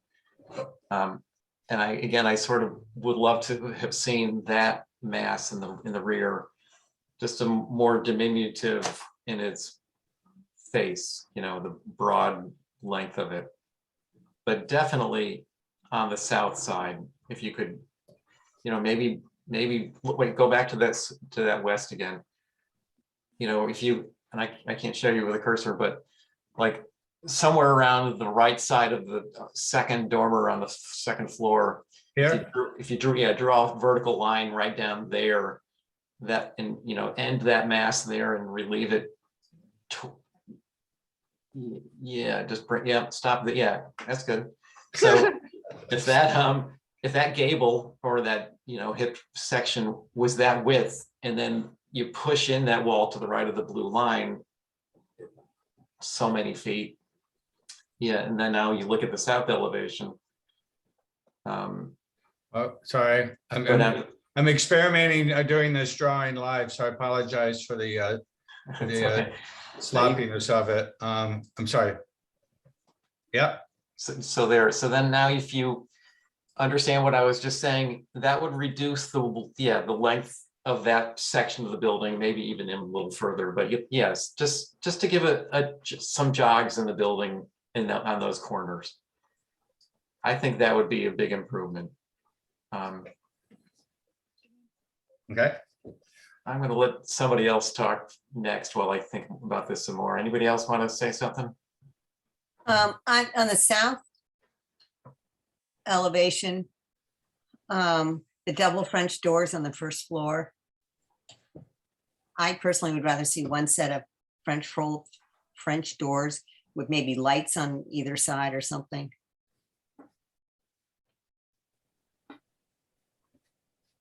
I don't know how anybody else feels about that. No, I agree. I think less is better. Yeah. What was in the historic image?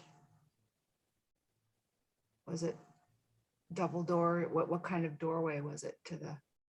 In the old house? Yeah, Hold on. it's the one with the dog in it, right? Is that the?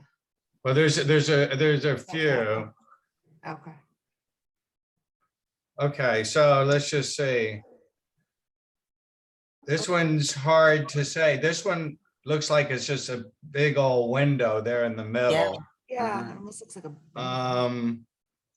This is the street side. I love this image. All right, here's the one with the dog. This is, it looks like to me, this might be a little pair of French doors here that are skinny and a little pair over here. Unless those, I mean, it looks like it disappears behind this. So that's my guess there. And I'm sorry, it's just too dark to tell what's going on. Yeah, here. I could accept those two double French doors just a little bit more narrow. But I appreciate what you've gone through, because I mean, it's obviously not a replica, but it harkens a little bit more to what was there. Yeah. So I appreciate where you've come from the beginning to now. And the back side that's facing the harbor, I prefer that option too, with the 3 separate pieces. I'm sorry, let me get to that right here. We go. Yeah, south option 2, I prefer that. And I agree with what the other things that have been said. Yeah. Okay, Brooke? Sure. Chip, would you mind going to the front elevation?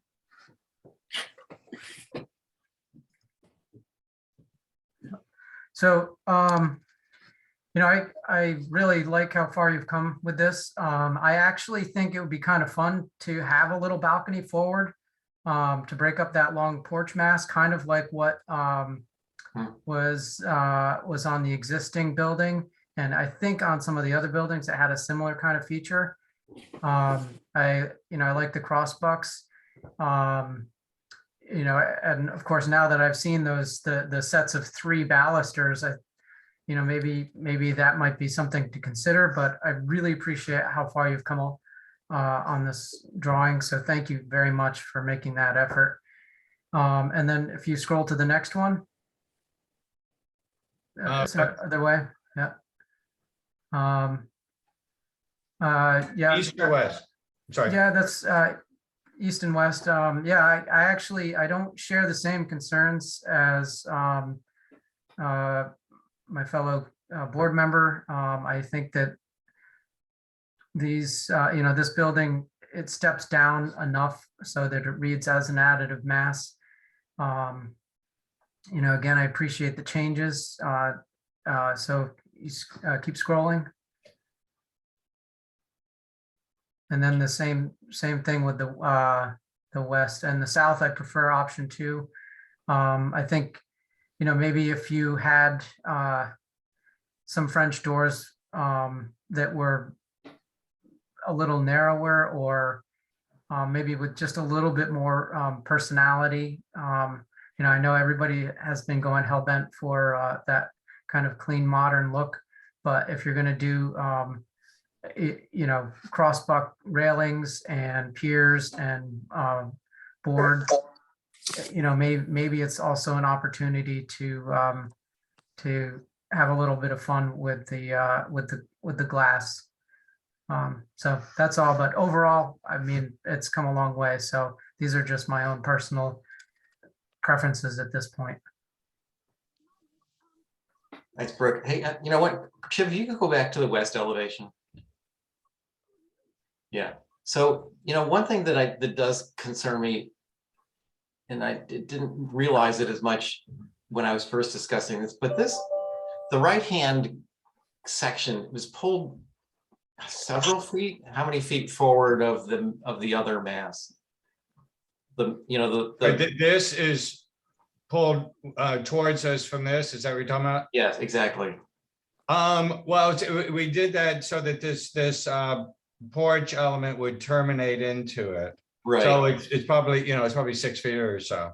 Yeah, so I get the reasoning why. I think that makes sense, but it sort of goes to my point that when you look at that drawing, it looks smaller and lower and everything, but it's actually bigger because it's much wider and it projects out beyond the side of the building. Normally our buildings try to telescope narrower in the back, and this one's actually getting wider in the back. So that's another thing that concerns me about it. And I think another reason why I go back to my earlier suggestion of breaking down that massing to make it feel like it's not the mass that goes Hi, left and right Dan. across the whole building, the Are whole you lot. still here? So Say again, please. Are you still here in Nantucket, or have you gone? I Hey, am. Diane. Diane, you need to wait. Okay, so Angus, you didn't speak yet. Sorry, I have a bit of a sore throat. I too am happy to see the progression that this has made. It's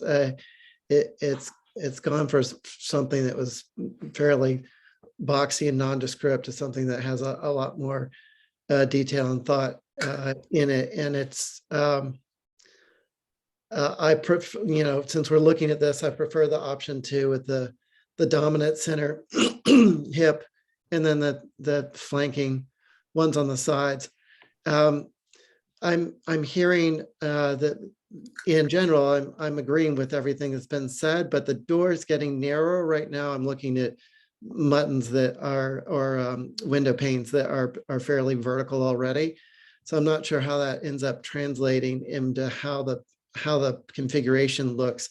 But I agree with Brooke in that, if you're going to have sort of the detail and frills of other things around this, that, why not go the rest of the way and do something interesting, around those with the doors, or and also that little porch on the front to sort of mimic some of the things that we've seen in the earlier shots. I appreciate the stepping down. I think that it's not uncommon for the L's or additions in the back of a house to kick one way or the other, and you're not going to see the two sides simultaneously. So it could be that it went back and then cut over. So that doesn't bug me as much. I do appreciate there being a break in that long front to back mass. But as you've shown in the site plan, it actually went further forward and further back. So in general, it's shorter, right? That's correct. Yeah, we shortened the overall north to south dimension by bringing it in, yeah, both ways. So, I mean, in general, I appreciate the improvements that have been made on it. Thank you. So one question on the door. So what it sounds like to me that this the first floor doors that are the ones that are the biggest issue, and that maybe we either drop some panels or, you know, maybe this is a place, I mean, drop some of the doors, or is this might be a place for the panels? You know, maybe they're the, you know, I guess it would be you know, to keep this light, the aspect ratio and so forth, maybe there'd be a 4 light with a little panel underneath each across these or something to carry that line of the windows. I don't know, I'm just brainstorming. Yeah, I mean, something like that, or again, speaking to the architecture of the time, you know, maybe you have, and I'm not sure it would work with this, but the necklace lights that go around a large opening of glass, or you know, maybe your divided lights aren't 4 light, maybe they're a smaller pane. And again, I'm not sure it would work here, but you know, that's like this building is now, it's right in between what we saw in the photo and what was originally proposed. And I wanted, of course, to go more towards what the photo was. So again, that's just. And do you have a preference on the 2 different directions of design studies? South option 2. Yeah, me too. Yeah, I think we're all in agreement on that. Chip, what's the color of the trim on this? Is it white or something else? It is currently proposed as white, Okay.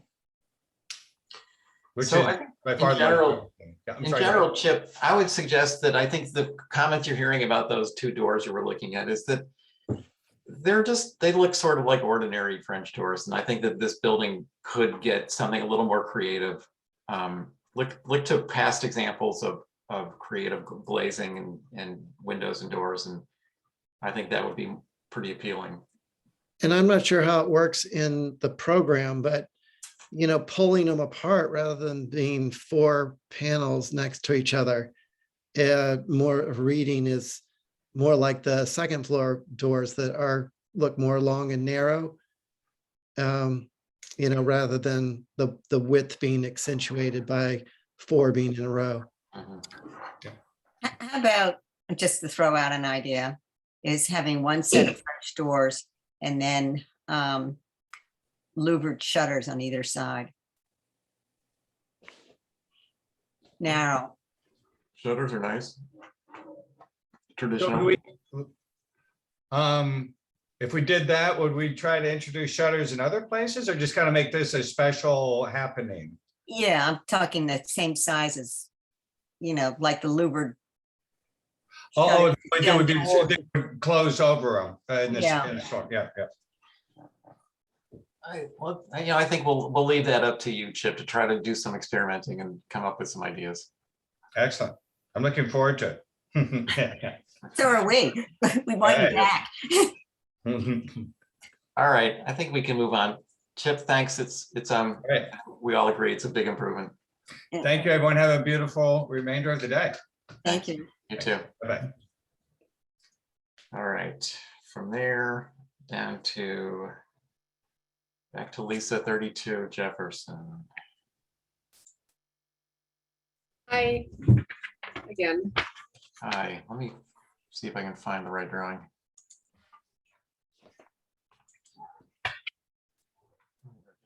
Oops, that's back. Here we go. All right. So the changes that we made for this round were to further reduce the dormers on the second floor and turn them into gable dormers. So rather than having 2 windows, they now just have 1. Mhm. You've got an option for 2, but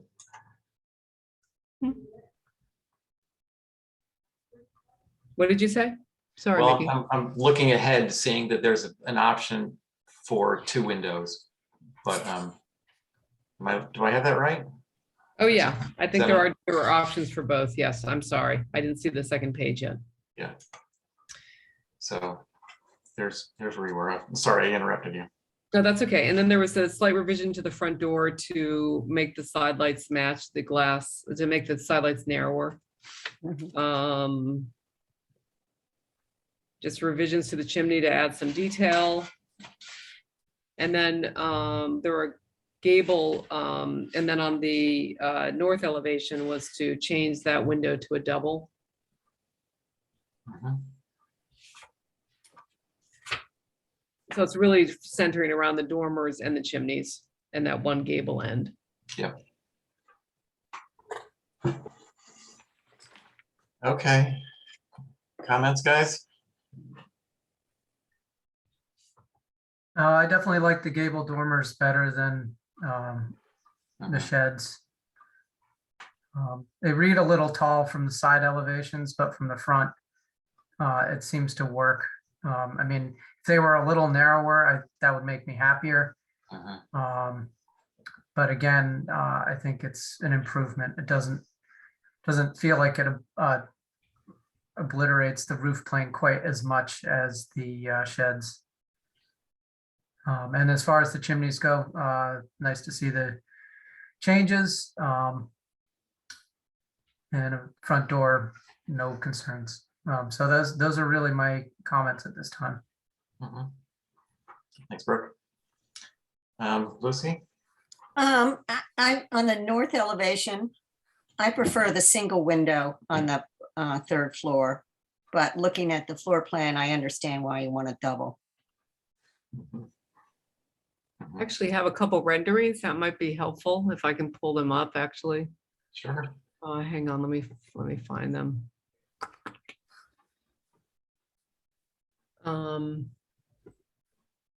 Yeah, this is it. Okay, thank you. See if I can figure out how to do this now. Share my screen. Oops. Sorry.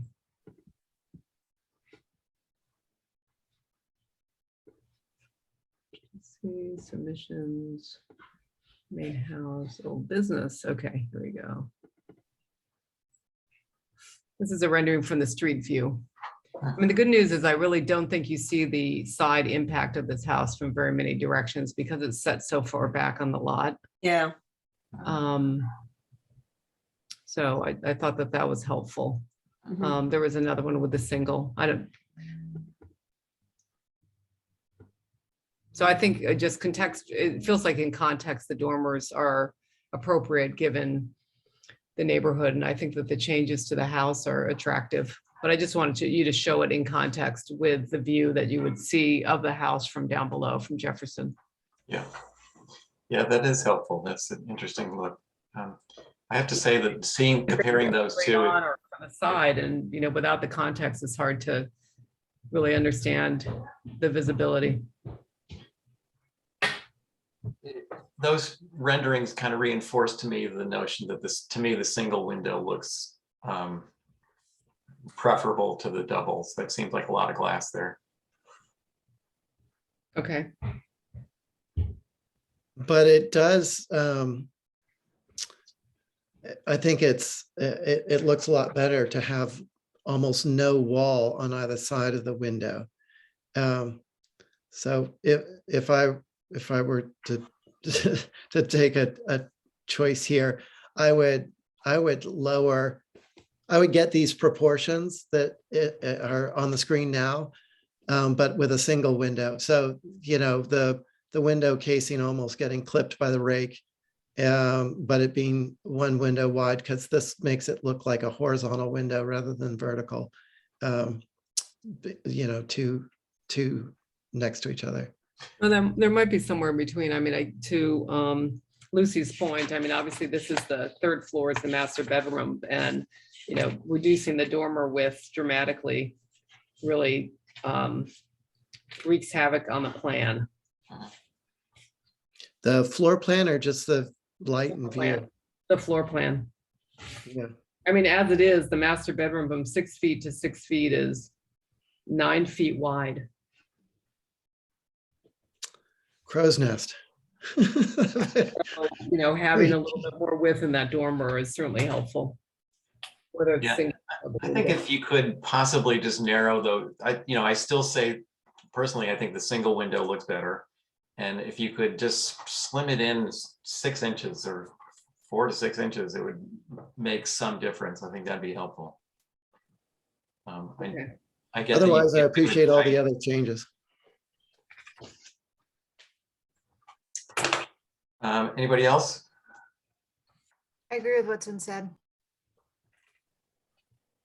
I agree with what's been said too, and I think I'll go back to Lucy's comment about the double third floor north window. It does feel a little strong. Lisa, do you have a rendering from that direction, Which one? the north direction? No, just from the street. Yeah. Because, well, when you say north, you mean from this side? No, the other side, cliffside side.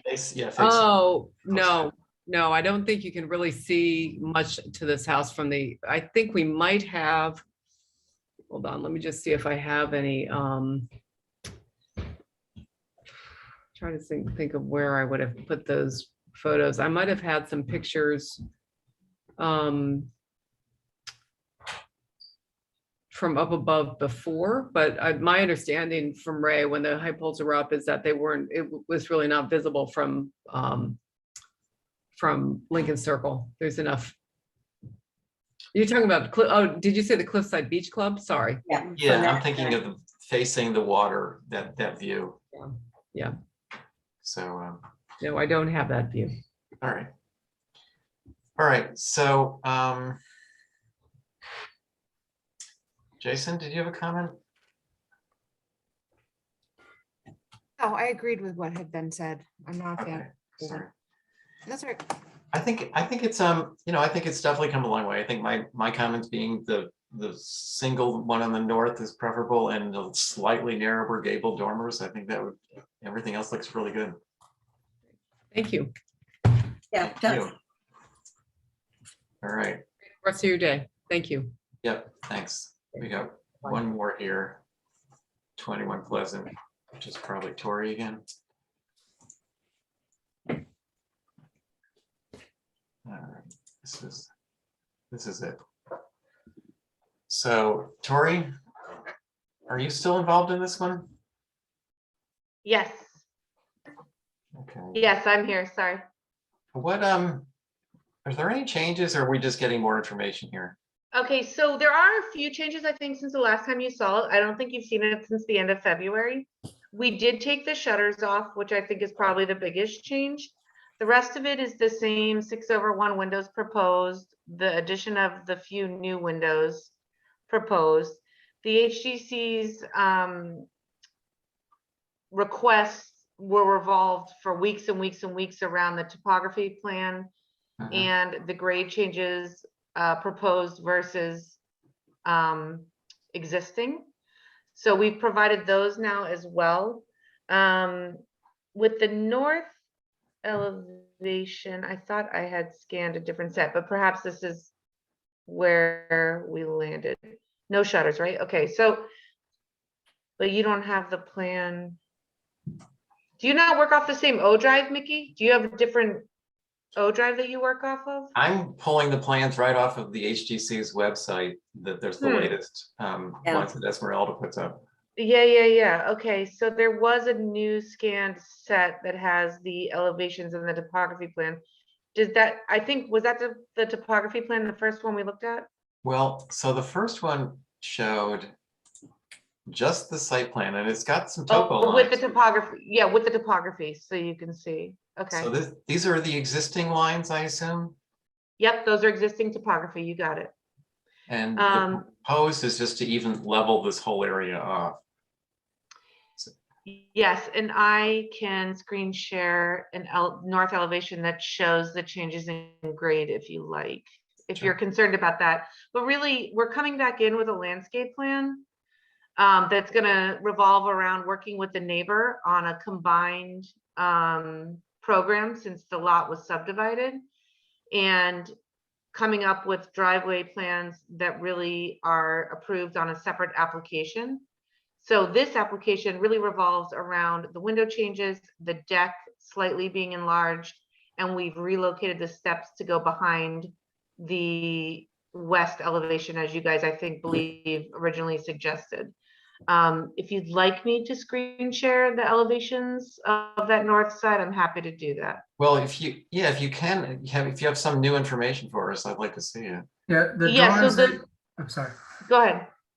The drawings that, as you're describing, the changes as you're describing, definitely don't match what Mickey has been scrolling. So if you've got those drawings, definitely rather see Okay. those. So for east, northwest. I know one of our concerns was before was the number of windows that were in the foundation. Mhm. Yes, and I believe there's, as you can see, let me see if it'll let me screen share this right now. You guys had suggested, okay, yeah, here's the drawings that were most recently submitted to the O Drive. I'm not sure why you guys don't have these. And so what I did with the bubbling here is I tried to avoid, even though we're changing the We're style not of the seeing 'em. window. We're not seeing Oh, that. okay. Hold on. Let me go back to screen share.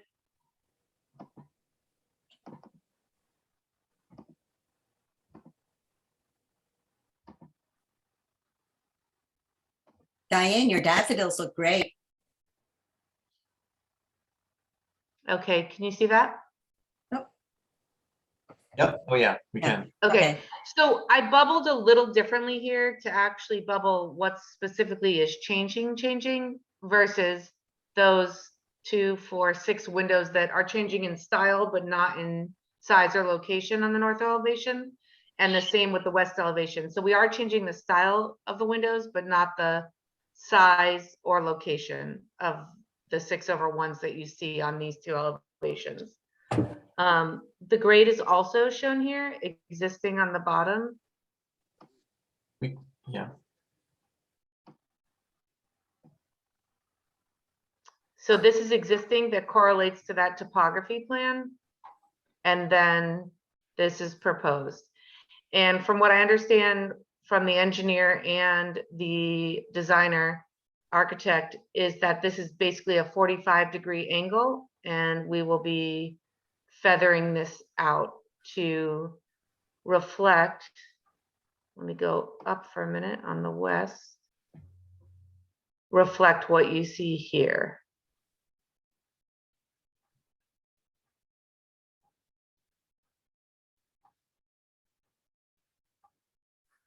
And so if you'd like to go back to the other drawings you were looking at, Brooke, I think with the exception of these details on this elevation, they are bubbled according to what we're proposing. Yeah, let me go back to the, Okay. the other drawings we had. Okay. So, But as I said, we're gonna come back in with a comprehensive plan between the lot that was subdivided off of us in the back and us at the same time. So what we've done and what we're asking for approval for here is the window style change, the addition of the windows where you see them, and the stoop and such at the side north elevation here, and the deck extension in the back. What is the date of the house again? I believe it's between 1923 and 1949, Jason, is that you? Yeah. Yeah, sorry. No problem. One, There should be Sanborn maps and stuff associated with this. yeah, so one of the windows that I do have an issue with is the one that's on Candle House Lane. Okay, Strange rectangular window, because I think yep, stained glass window. And I question the fact that it potentially is original and was there in the staircase area based on. are we talking about that one right in the middle on the north? Yeah, It's not stained glass. And I do have a window survey that I can submit to show you that. It's a Okay, single well then- pane glass. it is. Maybe it Yeah, had a piece of stained glass in behind it then. I'm sure it might have at one point, I yeah. remember a piece of stained Yeah. glass there, so. The existing window that's installed is a single pane casement window. It's in a staircase. All right, I'll look when I go. Okay, no problem. I just wanted to say something about that, Mickey. I'll wait, sorry. Okay, any other comments? Yeah, can I look at the windows on the south elevation, please? It's those 5 windows Yeah, in this, Yes, that's too much. Yeah. I I'm agree sure with we're happy to go back to 3, Lucy, not a problem. you. But then the 2 French sets of French doors under the deck are. Yeah, This house is visible on all 4 sides, fully visible on all 4 sides. that's right. I believe under the deck with the fence that currently exists and the existing vegetation and picket fence will be, minimally visible. But I appreciate what you're saying. It's visible from Pleasant, and it's also visible when you go up whatever Mill Street that is, as you go up towards the mill. really, you can see the side of this building from that street? You can see, yeah, you can see as you go, because there, Bernie Bartlett's house is set further back, so you get a good view of the side of the house. Like I said, all sides. Okay. And we've also removed the balusters at the front. It's a shingled rail, factory shingle. It's just, we just have it proposed as open posts.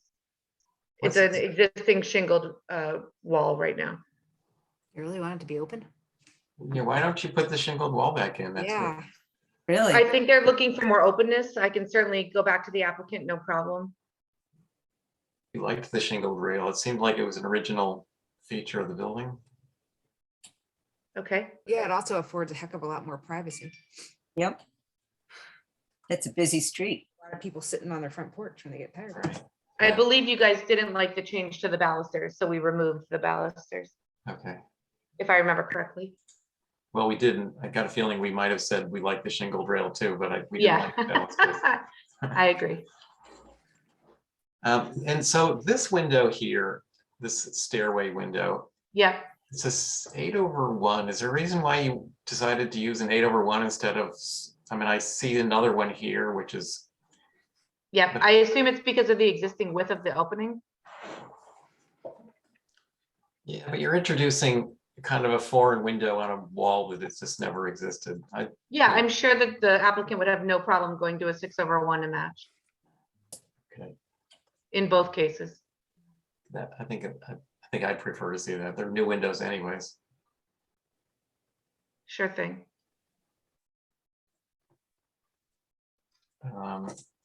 So back to the grade, which has been the Yeah. sticking point of the HTC for a while. I'm not sure they're going to approve these changes until the grade situation is straightened out. I mean, do you think otherwise? No, while I agree with that, you may be correct in that matter. I do feel that the function of the application process, if that's the correct way to put it, is that they are to approve what's presented before them on the application. And after all of the debate, and we're now into month 5, I believe, of review, we really would like to separate the two and come in as specifically asked of most applicants, separate the grade changes in the driveway and everything else. And as I said, work with the neighboring property and come in with a comprehensive program that helps the HGC really have a clear picture about the 2 different subdivided locations. And we would like to not be held up with the construction and changes at the house while we're doing that. So I understand what you're saying, but I think Yeah. that in order for the HGC to give you an approval for these architectural changes without the grade changes, you're going to have to present to them a plan that meets. Doesn't show the stoop, maybe. It doesn't show this, well, it doesn't show or maybe it shows the stairs going down to the existing grade. Okay, you got know, it. Because they can't approve this drawing because the stairs would, without the grade change, the stairs don't Yeah, work. completely understand. Absolutely. So I think you might, then we Consider could look that. at it a little more wholly and say, okay, these window changes and additions are okay, but the grade change we'll deal with later. So I think you need to give us one complete application. Sure. And update that north elevation. I understand. Yeah, and the west. Yep. Okay. But as And the long as south. we, have a good lead on the window changes or whatever you might else have an opinion about, that would be great. Yeah, I think you've heard from, has anybody not spoken about this that wants to? I don't think not I've saying said it's anything great. yet. I'm happy to join in. Go ahead, Angus. Just starting where we left off, like the stair window, that was, instead of a double hung, was a single sash. I'd rather see that remain as a single sash. And it could be a 6 light, it could be an 8 light, it could be anything, but I think that it's awkward to have a double hung between floors. And it's not typical of the bungalow style. Usually that was a decorative window in the stairway. We've made recommendations in the past to better integrate the back stair. And that still seems like it's sort of free floating out. It'd be so much better to be, tucked some way, either alongside the south part of the west L or the west part of the main building, the main block of the house. Could I ask a question, Angus? Yeah, what's that? I believe we had the stair on the south portion of the west corner there, like going towards Pleasant, and you guys didn't like that it was moving out behind to the side of the house. So that's why we tucked it back to where it is originally in our original submission. So what I'm talking about is, like, if this elevation we're looking at now, there, it would be to the far right side of the right French doors. Oh, in the corner? Yeah, either up against the wall that we're facing, or Okay. up against the side, but just not sort of freestanding on the outside of the deck. I agree about the basement windows. It seems overwhelming to have 3 floors of windows. And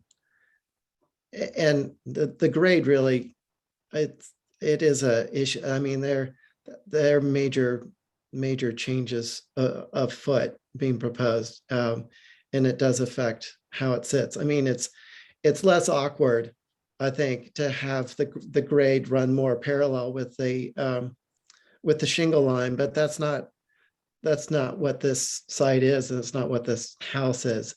I think the further back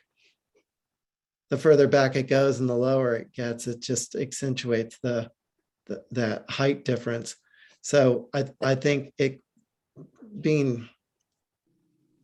more of the front part of the house, the main part of the house, being closer to grade is better. But just the windows being exposed on this south side, I think, accentuates both the awkwardness of the grade and that's just that slope. Okay. And I definitely prefer the shingle rail over no rail. Okay. Yeah, I hadn't noticed that this is actually a change in grade here, isn't it? Along this south elevation. No, that's existing and that's proposed to remain. Is it? It Oh. looks. Oh, yeah, it lower looks like than it does. below. You're correct. Yeah, you're correct, Mickey. If we were to remove those 2 windows, as you guys have suggested, and go back to a smaller window, it would remain the same. Yeah, I think that's ideal. Yeah. Okay. That's all. All right, thanks, Angus. Any other comments about this one? Well, I kind of found it upsetting that the grade changes on the other side of the house have already been made. I totally appreciate that, Lucy. It's just material that's been delivered, and that was also a debate that's come up. It can easily be removed. We're not proposing to do something against approval. I will say that we went up and down Candle House Lane, and every single property behind this, especially with the subdivision of the back piece of this, not being all one property anymore, and a new fairly significant sized home being developed for that second property. it's kind of going to bring that look of Candlehouse Lane farther down at the, I think, third house back all the way to the pony fields. They're all at street, they're all at grade, they all have driveways at grade, etc. So if you can look at this locus right now, the property line is literally coming just a couple feet behind the corner of the existing house, right where that marker is right now. I don't think it needs to match the rest of the neighborhood because this grade has been like that for who knows how long. My No, other concern- I appreciate that. It just all the dirt dumped on those trees is killing. Yeah. it. And my other concern is if any of those trees are actually town trees. they're not, yeah, so to answer your question, Jason, I have researched that. None of them are town trees. And the holly tree will have to be removed in order to get any kind of a driveway program. And the other trees are not on our property. They're on the neighboring property. On Candlehouse Lane specifically. All right, so But let's- again, we're trying to like focus on what's on the application and come back with a comprehensive program between the two lots that really addresses everyone's major concerns with all of Yeah, that. so Tori, I think what we would love to see is you come back with the revisions as we've suggested. Yeah, Also, but also dealing with that grading issue. We can't look at it two ways. We have to have one consistent drawing. So if you want an approval for just the house stuff, you'll have to show us the grade as is. yep. All right. I think we can wrap that one up. Thank you, Tori. Thank you so much, guys. All right. Have a great afternoon. Yeah, see, Okay, Mickey, you wanted to talk about Article 54. Yes, I do. Article 54 is. There's Mickey, I'm just gonna put, I'm sorry, I don't have, I'm not on the Zoom call, so I don't have a hand raising capability. I just wanted to let you know I'm here. All right. Hi, Ann. It's Ann. Welcome. Thank you. So I don't know how you want to, I'd love to have you present this. This is about Article 54 at this town meeting to do with hot tubs and spas. Your article. Now I have queued up your presentation to the HDC, but you could tell us right on the phone just as easily. Yeah. So Yeah, absolutely. So if that's fine, I'll go ahead. go ahead. Okay, basically, what I've proposed is a ban on hot tubs and spas in the old historic district. That's Article 54. You are undoubtedly aware of the fact that there has been a ban on pools in effect since town meeting in 2011. And the way the ban was affected is pools were defined as being bigger than 150 square feet and greater than 1,000 gallons. And people said, well, okay, if we do something smaller than that, then that will not break the rules because it won't be a pool. And so there's been over the sort of 11 years since 2011, maybe 25 of these features which have been installed in the old historic district. But in 2017 special town meeting, there was included a definition of hot tub spa which did not include a gallon limit. And the powers that be decided that enabled plunge pools to be constructed. And these are, they're simply not appropriate in the old historic district. I did a lot of soundings, and because my initial idea had been to strictly limit them in size and reestablish the gallonage limit. But pretty much everyone I spoke to said, really, these are not appropriate in the old historic district. And so we did a survey. I didn't do a survey. The Nantucket Town Association did a survey in February. And it was a relatively robust survey, despite what the planning department had to say. And that survey is available on the Nantucket Town Association website. But basically, the people who took the time and trouble to write in on the survey, and there were a lot of comments, people taking the time not only to complete the survey, but to add comments.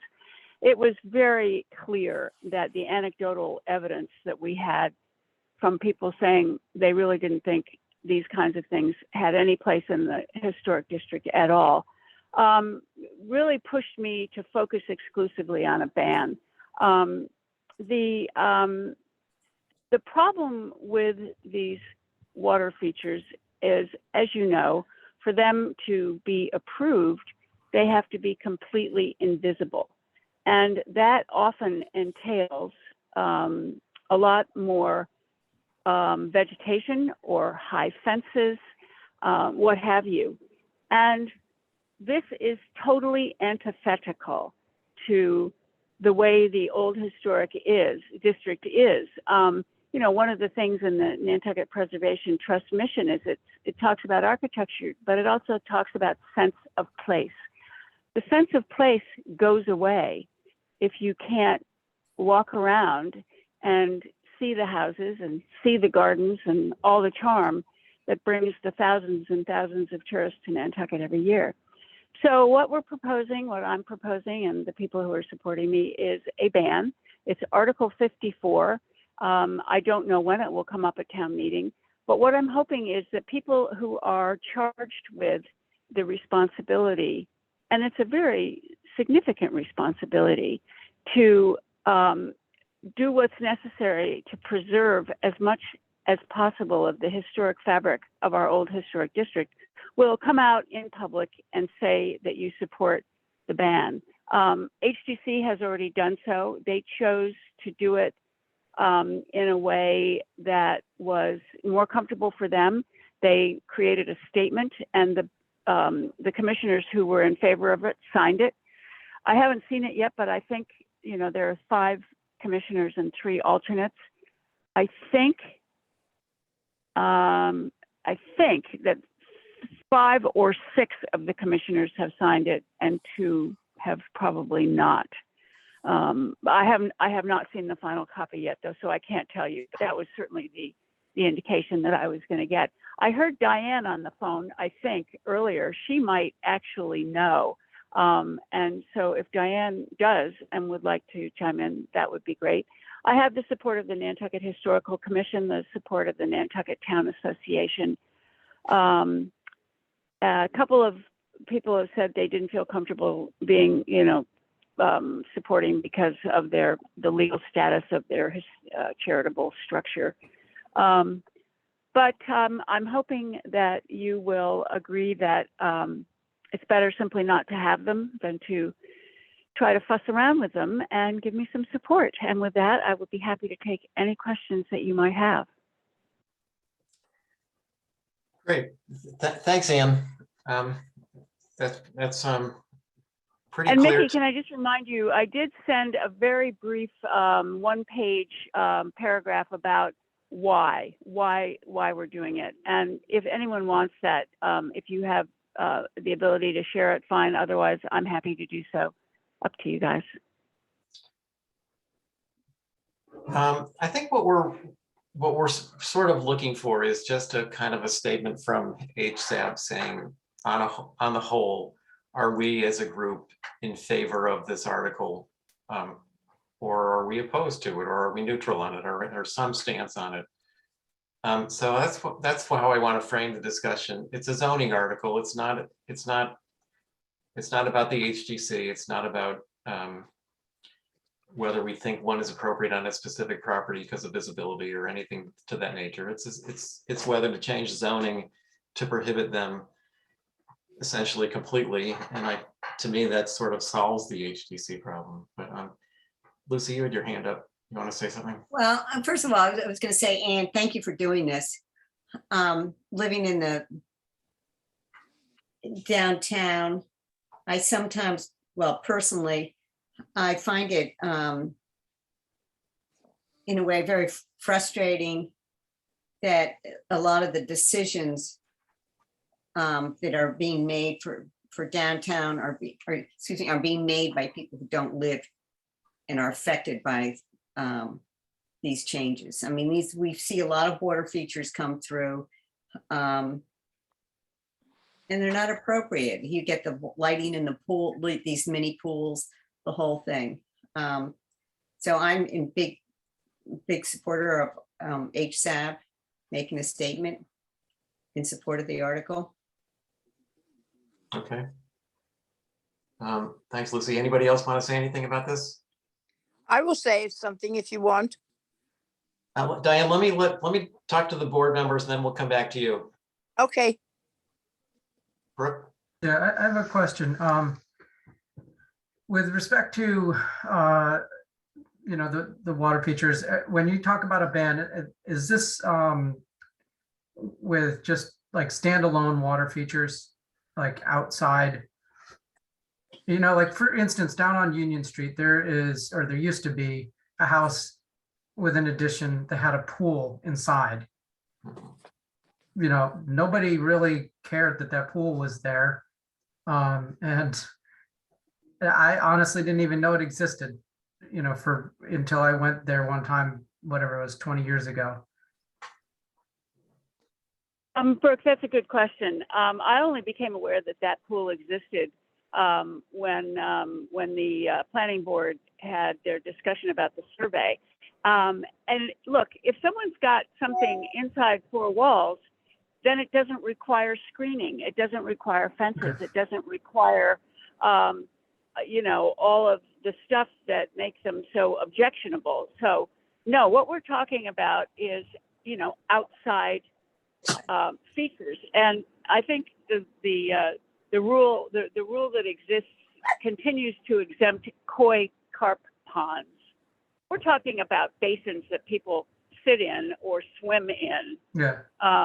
Outside, and they have to be hidden to comply with the HTC rules.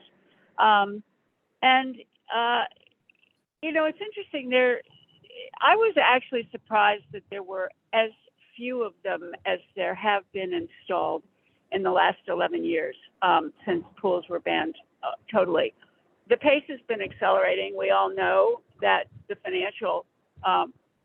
financial pressure to do it because you can get more rent and you can sell for a higher price if you have a pool.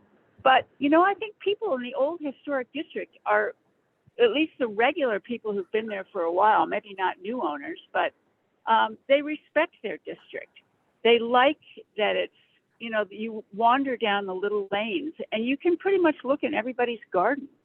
And there's just that ambiance and sense that if we have, because right now, there's no gallon limit on these things. So it's not just an 8x8 hot tub we're talking about anymore. We're talking about a 15x10, 6-foot deep plunge pool. And that is just unacceptable to me in our district. And I think it should be to anyone. It's just, we have spent decades, centuries preserving our old historic districts in Sconset and in town. And these have the potential to seriously change what our old historic districts look like. And I just don't think we should let that happen. We're the guardians of this now, and we can do it. Thank you. One more question. I haven't read the article. Does it actually say standalone hot tubs or? I haven't, I'm sitting in a taxi, to be perfectly honest. I just got off a plane from Europe and I'm headed to my son's apartment. Yeah, I'll read it. I don't have all the things in front of me. It's Brooke, right, who's speaking right now? Yeah, Brooke, I honestly don't know. I can certainly look it up. It's pretty simple. It basically, all it really does is change, it adds a hot tub spa to the use chart. And because it's not on the use chart right now, right next to pools residential. And it does the exact same thing that pools residential does. It just says no under ROH and SOH. I mean, it's dead simple. I don't think there's any more than that. And so whatever the language was before, it doesn't change. All it does is do the same thing for hot tubs and spas that was done for pools 11 years ago. It's a use chart thing. Okay. Angus, any thoughts? I wish I had had the time and wherewithal to have done the work that Ann has done. I so appreciate it, and I couldn't agree more with this being in place. I feel like it'll be empowering for the HDC. The HDC sometimes, no offense, Diane, I feel like gets confused with the HDC ruling trumping anything that zoning says, and I feel like that this would reinforce the guidelines that that have preserved the island and the character of our downtown, and I'm in complete support of it. Thanks, Angus. Jason? As am I. I completely support this. Yeah. There's also the noise and lighting factor too, which is a really, I work near one. It's terrifying. I swear to God, someday they're going to cart me off when I have a heart attack when out of complete silence, all of a sudden I hear somebody scream and I hear a squash.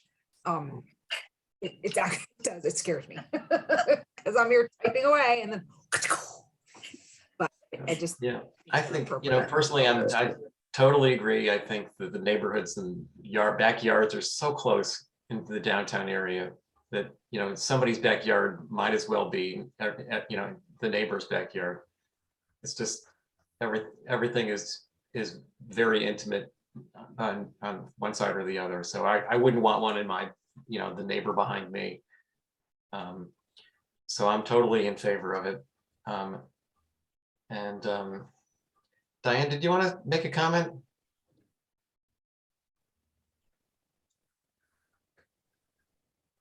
you're Diane, muted.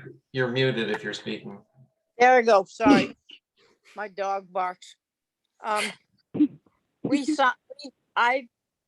presented a paper to the HDC for last Tuesday night saying that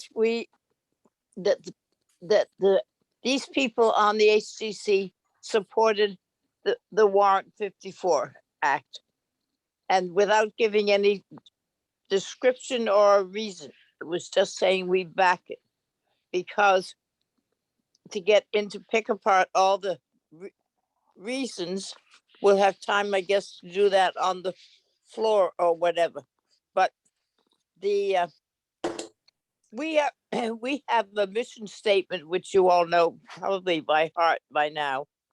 But this is more than a mission statement. It is a statement from the federal government saying that Nantucket is a historic place. The whole island is. And we are to keep it so the areas fit in with each other. And the area that we are talking about is the downtown. And it gives off a feeling of what it's like. It's not that zoning is such a bad subject, because a lot of zoning goes through that nobody picks and it goes through.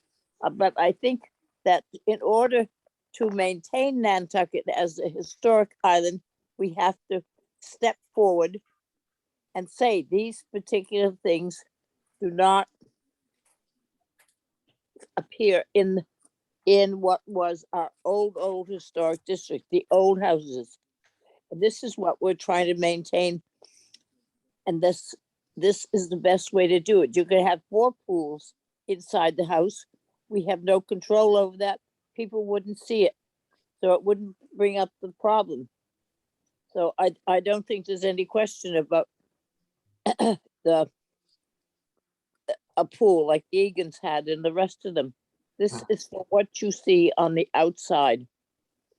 And that is the whole island's responsibility. And they have to choose whether you can do this or you can't. And I haven't seen the end of the letter because it was presented to them. It's going to go out, I think, tonight to be signed by those who will. And then it will be published. It doesn't go anywhere. Nobody's asking for it we did fill out the survey. I filled out my survey, and I think that's the personal opinion of the people who live here and are residents and should have a right to stay and be respected, not be blown off because somebody can't decide whether it's the right thing to do or not.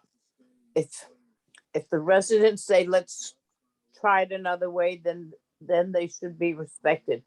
And I think that's what, in the proposal of 54, that's what it's done. That's Okay, all. thanks, Diane. So I'm going to read a very short statement, and then we'll vote on whether you're in favor of it or not. We'll take a roll call vote. So on April 25th, the Historic Structures Advisory Board voted to support Article 54 of the 2022 ATM warrant. We feel that hot tubs and spas are inappropriate in the old historic district because they conflict with the character of the neighborhood and detract from the quality of life of those living next door. So I will take a roll call vote to whether you want to sign or support that statement. Lucy, Yes.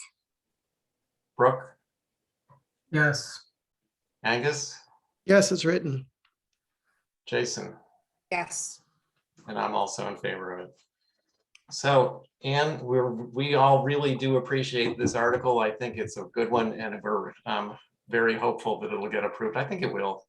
It seems like everybody. Well, I thank you all very much. I think, Mickey, you know that what really got me going on this was the past year and a half that I've spent with a bunch of people up in my neighborhood who've been steadfast in terms of looking at all these properties and trying. First of all, we kept out the pools, thank goodness, but even just trying to make them, and you guys have been so helpful with this, and the HCC has been really good about it, trying to make, the neighborhood and what's going into the neighborhood, not saying we can't, the development's not going to happen. Of course it's going to happen, but to try to keep it in a scale and in a character that fits, that whole Mill Hill thing. And of course, the decision of Jay Hanley to sell 7 North Mill to the land bank with neighborhood participation was huge. So, the work is worth it. And I thank you very much for listening and for being sympathetic and for being willing to put your cards on the table. I really, really appreciate it. And I think it's going to make a big difference at town meeting that I can get up and say that you and others who have the specific responsibility for keeping our island the historical integrity, it's going to make a big difference. And so I really do appreciate it a lot. Thank you so much. Well, thank you again. We hope it does. Well, we'll see you at town meeting. It's a week from tonight. Come, know. stand up, say good things. Well, I wish I could be there, but I'm in Vermont. I know. Well, I've got a team, so hopefully that'll all work. Okay, I'm at my destination. We're all done. Great. Thanks so much. All right. Thank you, All Anne. right, bye. See ya.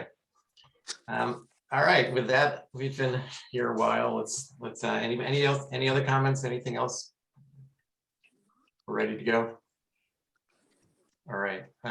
Is there a motion to accept the comments as I'm about Yes. to write them? Yes. And seconded by Brooke. Yes. All those in favor? Aye. And Aye. Motion to adjourn. Yes. And Second. thank you. All those in favor? Aye. Hi. Aye. All right. Thank you, guys. Bye, you. everyone. Everybody. See ya.